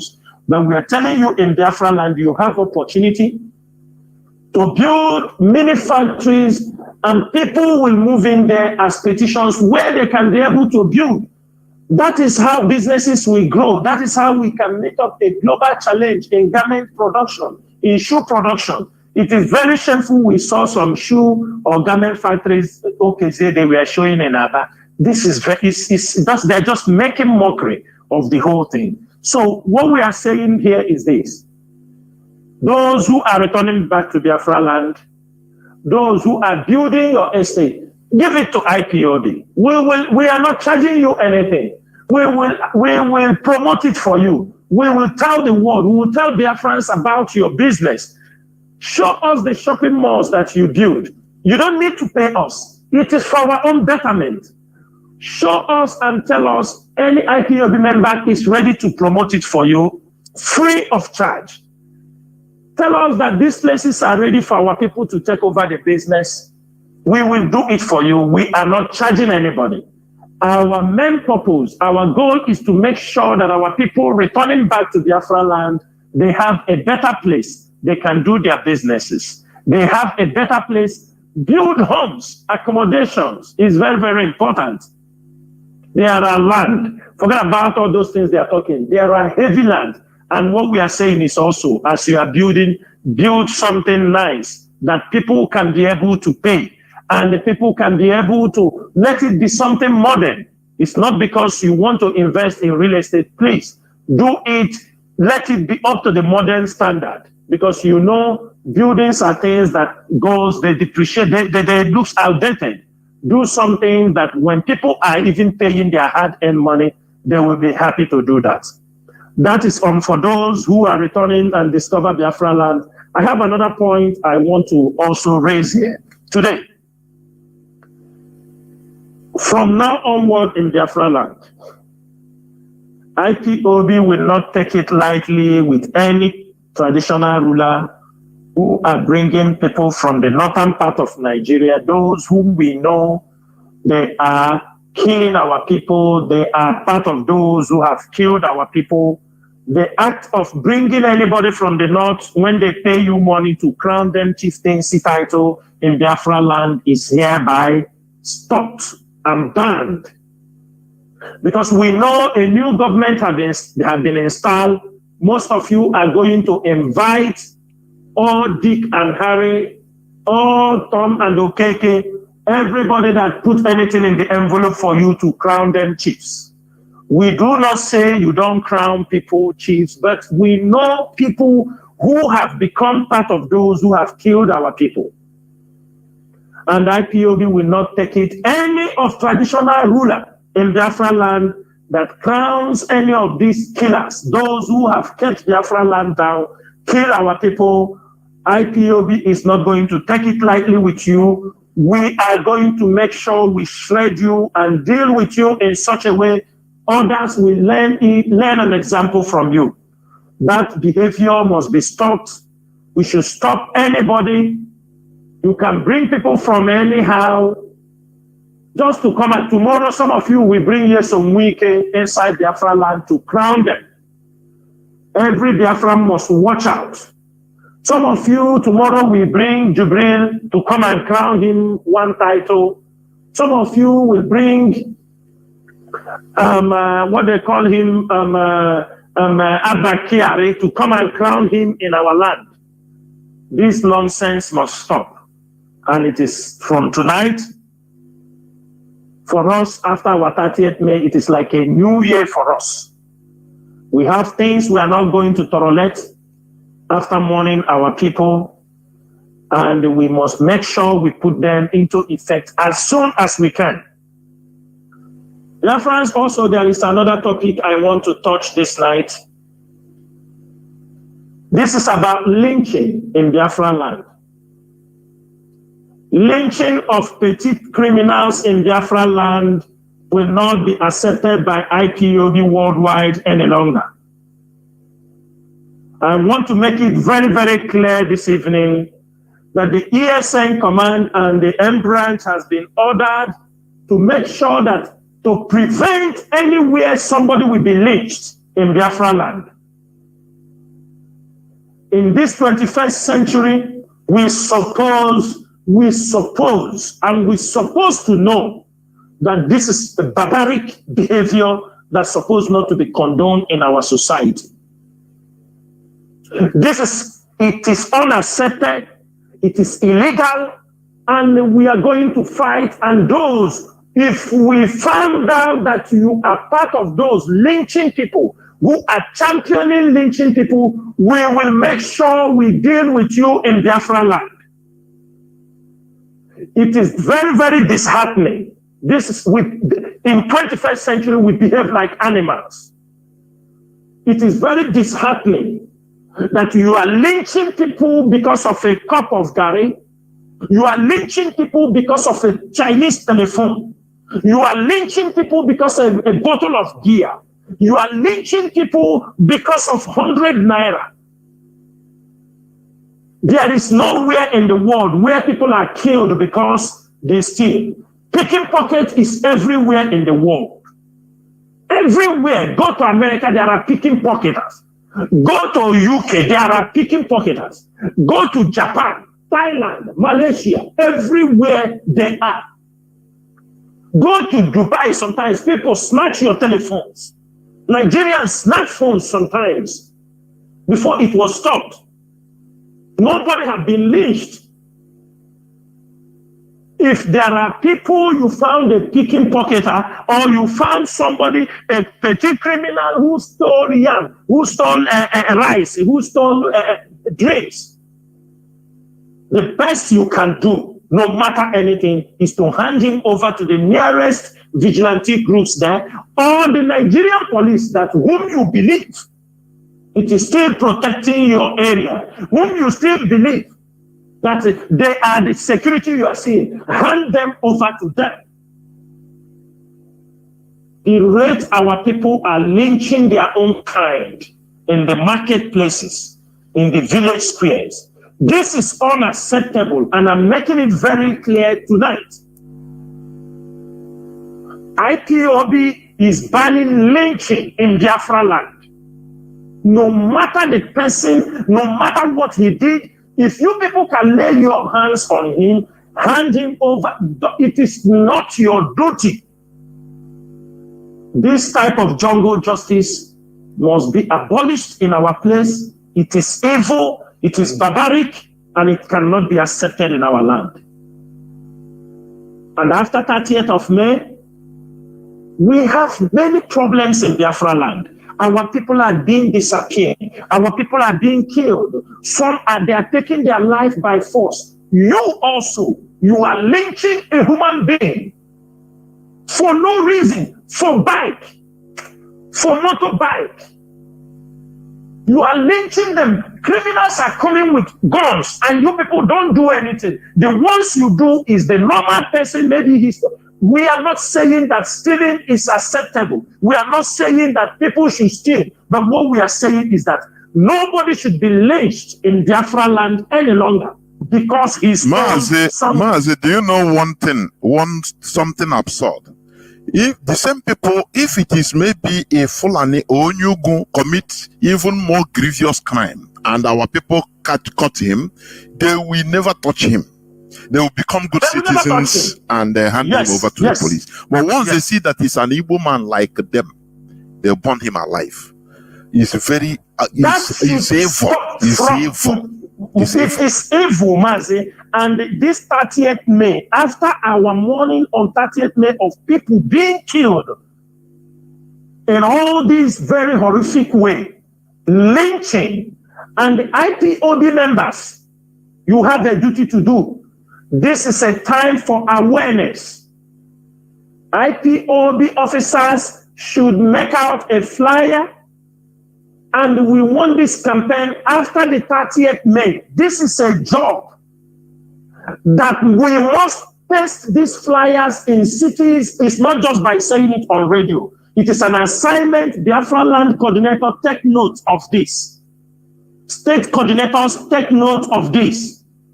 We are going to go into a serious awareness program over lynching of people in our village squares, in our towns, in our cities. This is not acceptable. We cannot be talking about how we are being killed and you can burn a whole man, maybe because of 500 naira. You don't even know the reason. There is hunger in the land. You will lynch a full man, a full grown man, or a young man. You don't know if I'm not saying that they are. Anybody we found out, you will set him on fire, you will be hitting him with plank. Where is your integrity? Where is your conscience, dear friends? You will put white fire on him. People will be looking. Nobody will save this human being. Nobody is asking questions. Sometimes people are lynched because they have a business deal with somebody. They set them up in the public, and you join hands and lynch an innocent man. The blood is on your head. And for that reason, from this night, it is an assignment that IPOB must make sure that this campaign will go a very long way. There will be jingles on this, and there must be flyers that will be placed everywhere.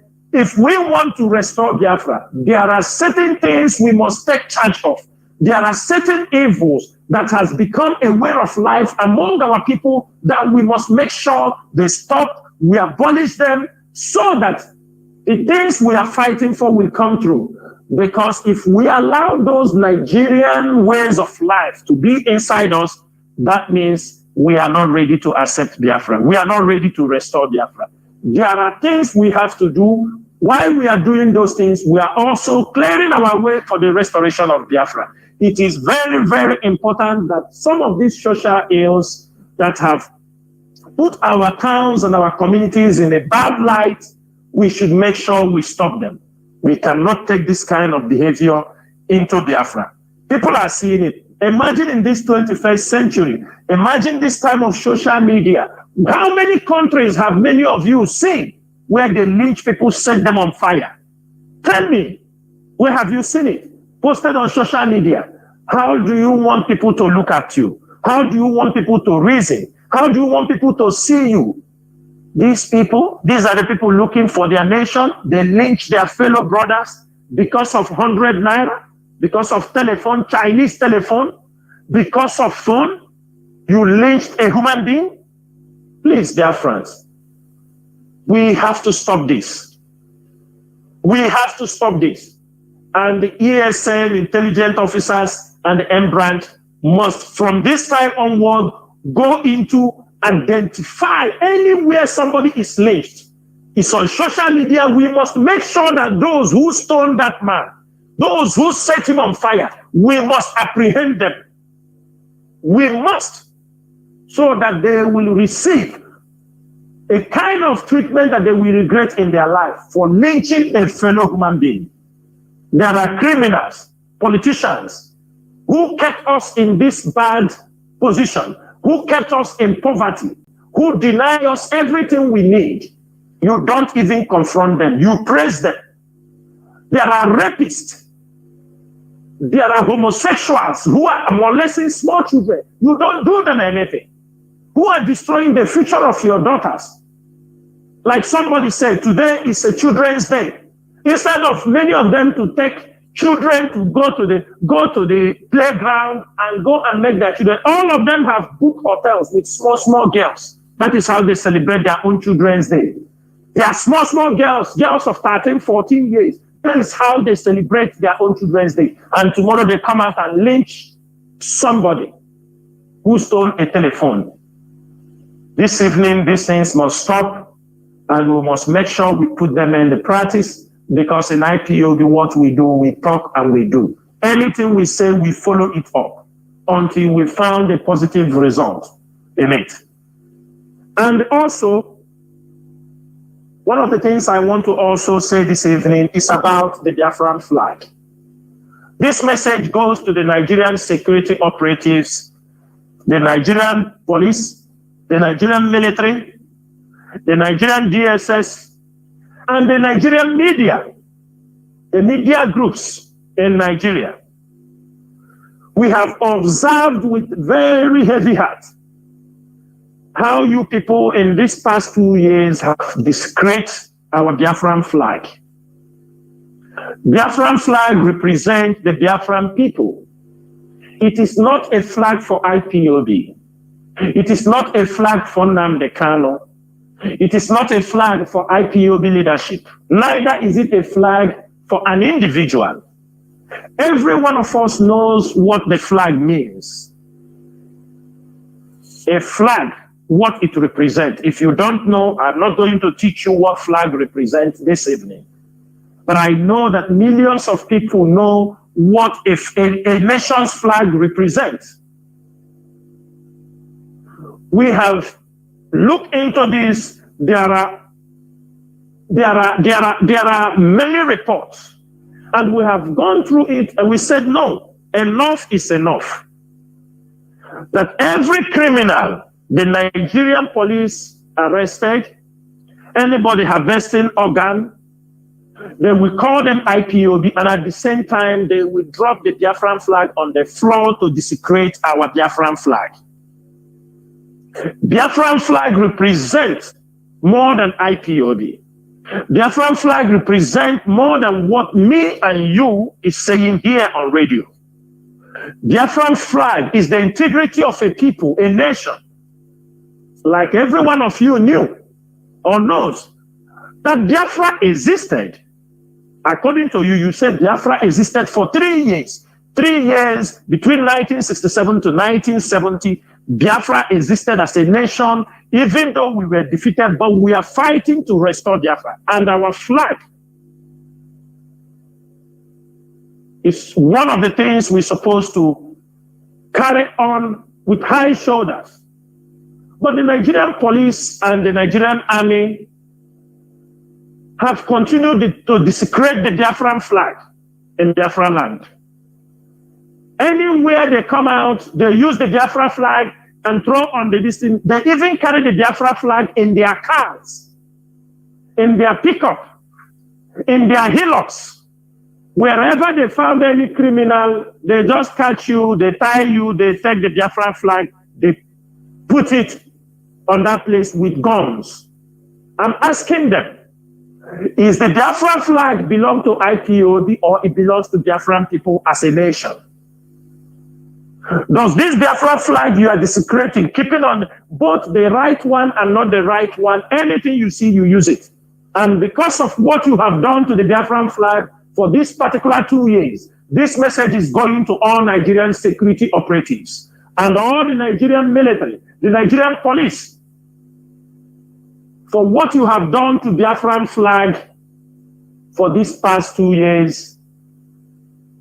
After our celebration on 30th of May, from the 1st of June, anywhere you desecrate the Biafran flag and you use the Biafran flag to present criminals, IPOB worldwide will go on a rampage to burn the Nigerian flag and go to toilet with the Nigerian flag and desecrate the Nigerian flag anywhere.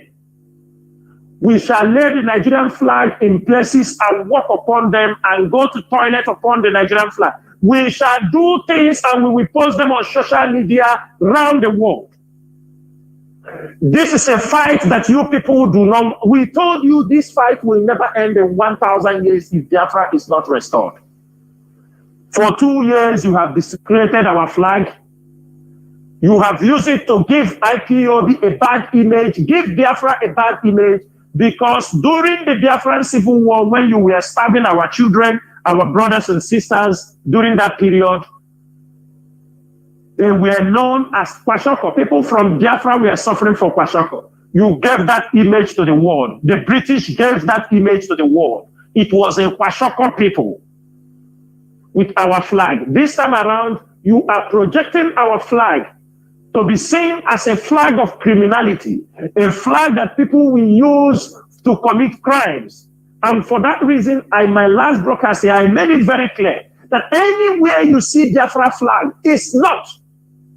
Any group, any camp you see Biafra flag does not belong to IPOB. They are not ESN camp.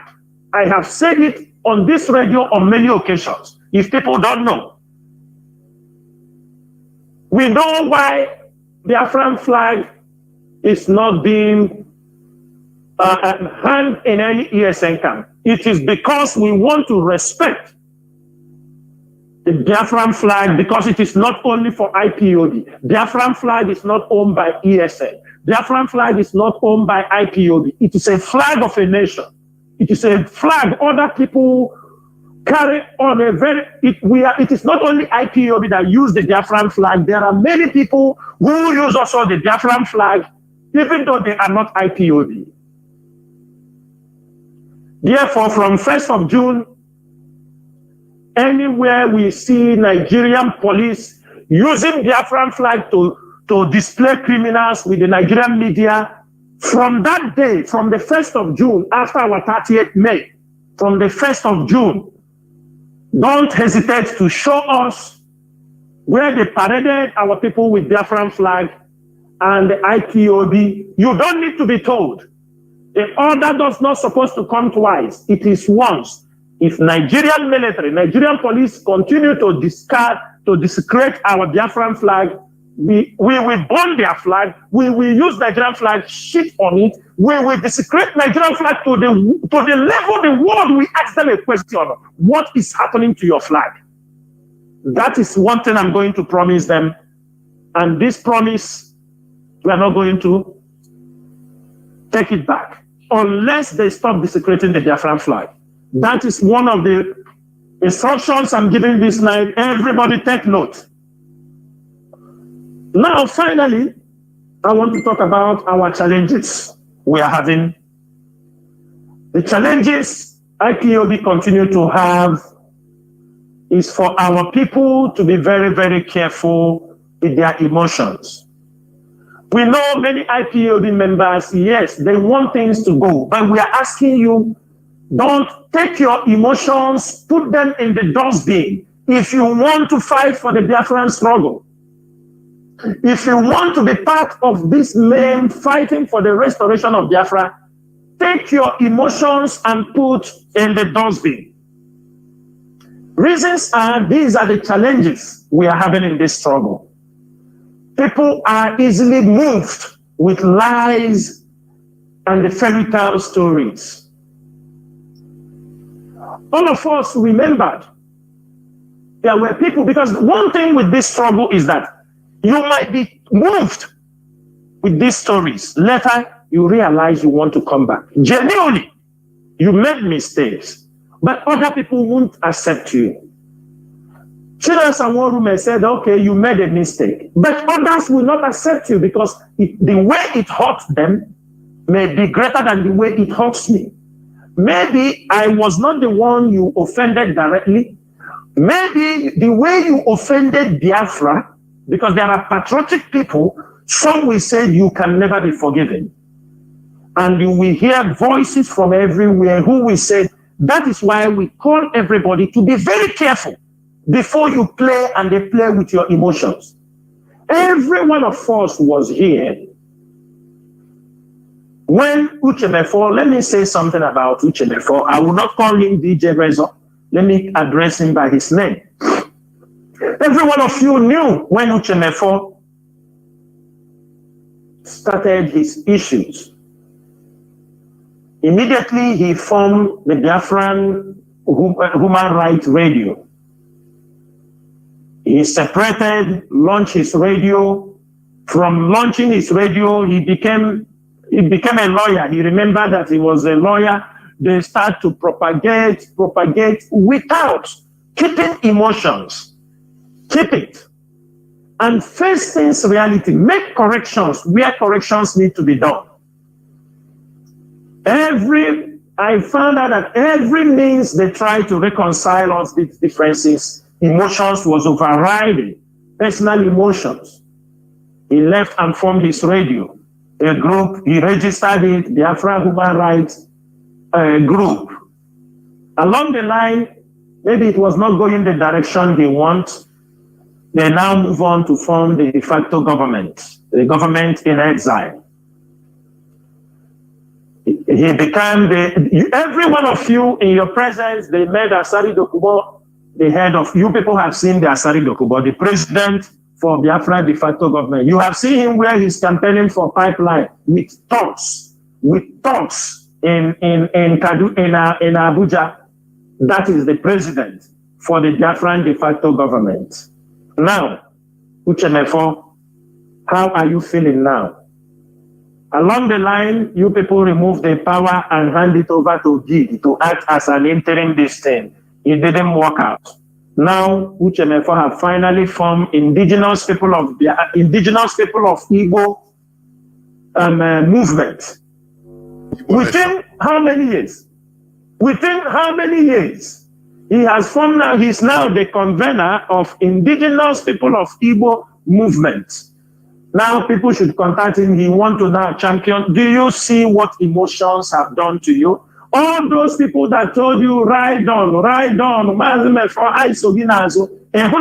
after that, before this thing, he was the handling BBC analyst, their customer service. Everything pertaining IPOB, he was the one giving them every small thing. He come and he analyzed for them. He call us what? IPOB. Today, what are we calling his indigenous people of Igbo movement? The same indigenous people he wants. But emotions was driving him that he could not even understand that everything has a way it is being placed, even by nature. Most of you also today, who immediately after they hold Mazi Nnamdi Kanu, the same thing that many of you did. Most of you did these things. Most of you took an excuse because you said, oh, you know the truth. But you don't want to support IPOB, you don't want to support ESN because you want it to collapse. Had it been the IPOB leadership did not stood their ground, by now, what will you be talking about IPOB? We would have forgotten Mazi Nnamdi Kanu because your voice is not strong enough. Your actions is not strong enough. Your strategy is nothing to write home about. Most of you decided not to support the struggle. Most of you do not pay, you don't pay dues, you don't pay ESN support fund, you stop. Even if most of you heard that even our account in Germany, that they close it, some of you don't even know how IPOB leadership is running the struggle till now. You don't know. But what you know is you come out on social media, you don't know how ESN is being sustained every now and then. You don't know what is happening even in your land. You don't want to support. You are waiting when Mazi Nnamdi Kanu comes out. You started supporting. Is that the way we are going to get Biafra? Is that the way we want to move forward? So, all of you, were you expecting as they are holding Mazi Nnamdi Kanu, everybody go home? Anytime they release Mazi Nnamdi Kanu, we come back and started the struggle. Is that the way freedom fighters supposed to do? Just like the way in 1970, when our people were defeated, the remaining people that are supposed to go on with the struggle, they all disappeared. They all ran away. Some moved to business. Some go and sabotage and sell. Oliver the Coco play music for them. They forgot and continue. People who came out from war, they start to sing. Do you understand me? Do all the whole things they did. Today, where is People's Club? Our people have continued to move from one club to another, forming groups that will never in their life prove any positive things to them and their society. People should use People's Club to be an example. Use Igbo Union to be an example. They have all destroyed them. This time around, people come out, they sew uniform. 10, 20 people. They call themselves one name. They gather. Ask yourself, most of you in Biafra land, you join clubs. You are in this club, Big Boys Club. You are in this club. Every day, weekend, you are, this person has delivered. And we are going for his father burial. From year to year, what you are running around in Biafra land is from burial to baby dedication to birthday to this is what your life is all about. You don't even know your land is in the siege. This is one of the things that are holding the challenges we are having in this struggle, especially our people living in Lagos, living in all these main cities. The young men, the young businessmen, the people who are supposed to support this struggle, they are spending their time from Monday to Saturday. Every weekend they have one program, either baby dedication of one of their members of the club, either mother's burial, either father's burial, either somebody, the wife is going baptism, either somebody birthday, either somebody. This has become the life of our people in Nigeria, in Lagos, and this has become the life of every organization Igbo people are forming all around the world. Groups that are not meaningful to the society, groups that cannot even dig a borehole for their community, there is nothing they are doing. Some will call themselves elite. This elite, they call themselves Lagos Elite Club, they call themselves Anambra Elite Club, they continue to give all bogus names. They cannot support this struggle with 10,000 naira. But they can gossip and tell even the leadership what they don't know, and they are not part of IPOB. Then some who will be able to contribute $1,000 want to tell the leadership that because he has contributed $1,000, he is the one now to tell the struggle how it will be going. If not, these are challenges we are facing in this struggle. Our people living in diaspora who are not supporting IPOB, ask them what are they doing? They do nothing. Only house they will build. If they have a group, what they will do, they will go to Papa Madon, the father died. Let us put something in envelope for him. They go, this person have delivered. The son is doing birthday. Birthday. This has been the life of our people. There is nothing more they are doing. Only IPOB is gathering to tell our people what is happening in their place, how to defend our place, how to support, to make sure Biafra land is secured. It is IPOB that have come to educate our people on the need to know about politics and the need to know about the things happening in your place. Life is not all about money, money, money, money, money, money. That is not what life is all about. There is no passion. There are nothing you people are creating than these ways of life. Today, people are making money on social media. You ask him, what is your job? He remember he's a content creator. I am a content creator. It is people that create things that happen in societies. You don't need to have money before you bring an initiative. There is nothing, no community services. With all the whole groups we have, no community services. If you go to our villages, you see how they have been overgrown by bushes. Bushes. People cannot even clean their own villages. It is not motorable. Is it government that will do it for you? You are a content creator. People in the village, nothing most of them will do. They are waiting for government to come and clear roads in their villages, in their communities. Roads they can be able to clean by themselves, organize themselves, and clean those things by yourself. Government will not do it for you. The moment you know this, you know peace. The moment you know this, you know the way to move forward. Dear friends and all the lovers of freedom. And Igbo adage says, "No, Ufojifo, Ufalafo."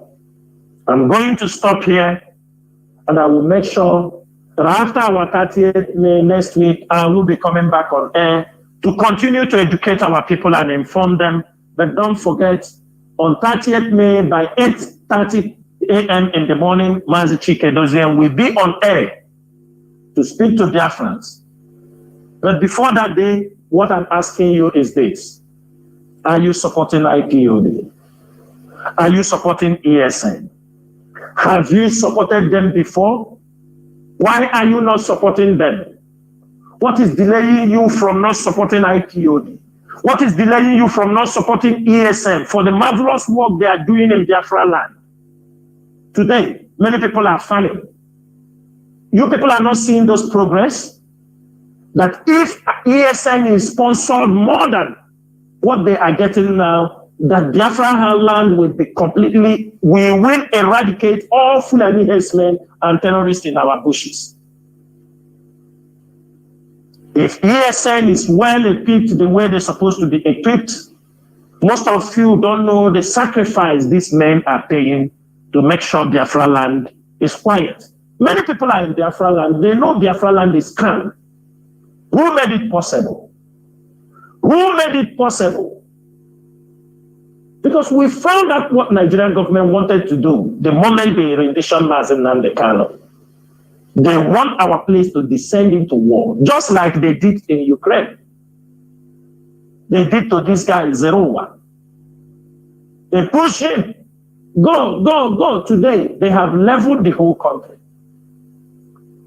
That is why some people do this without thinking. You will run. At the end of the day, they will abandon you.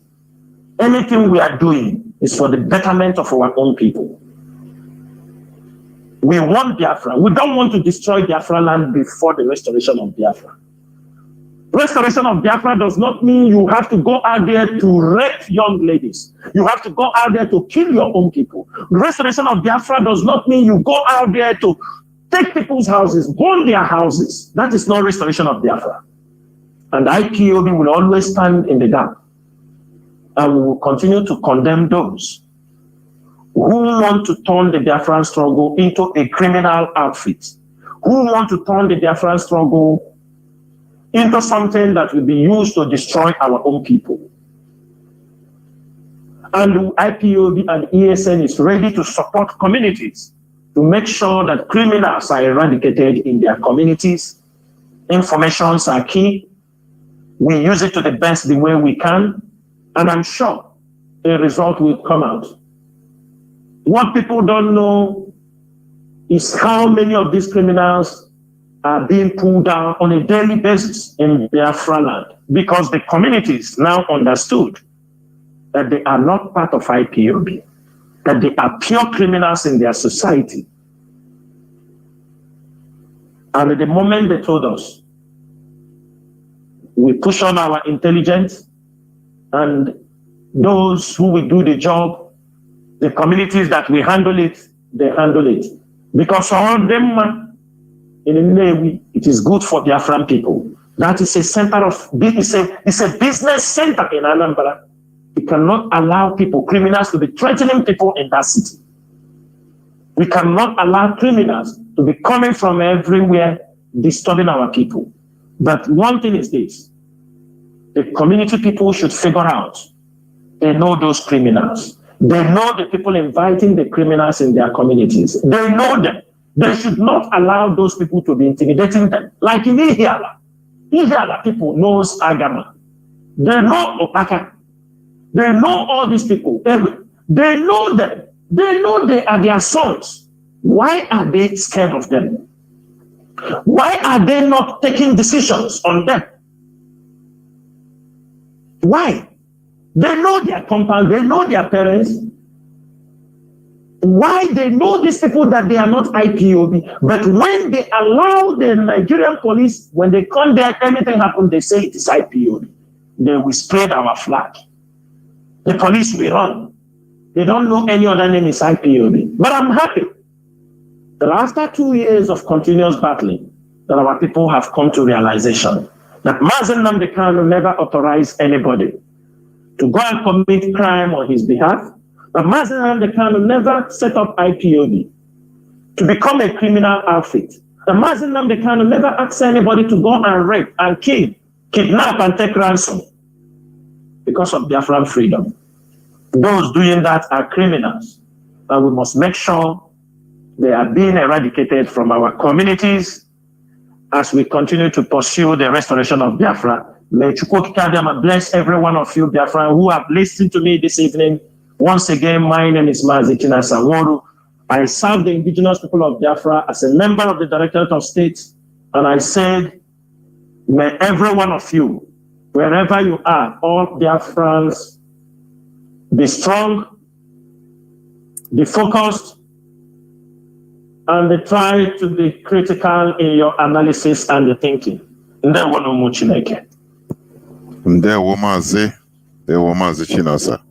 Biafrans and lovers of freedom, you've heard it from the horse's mouth.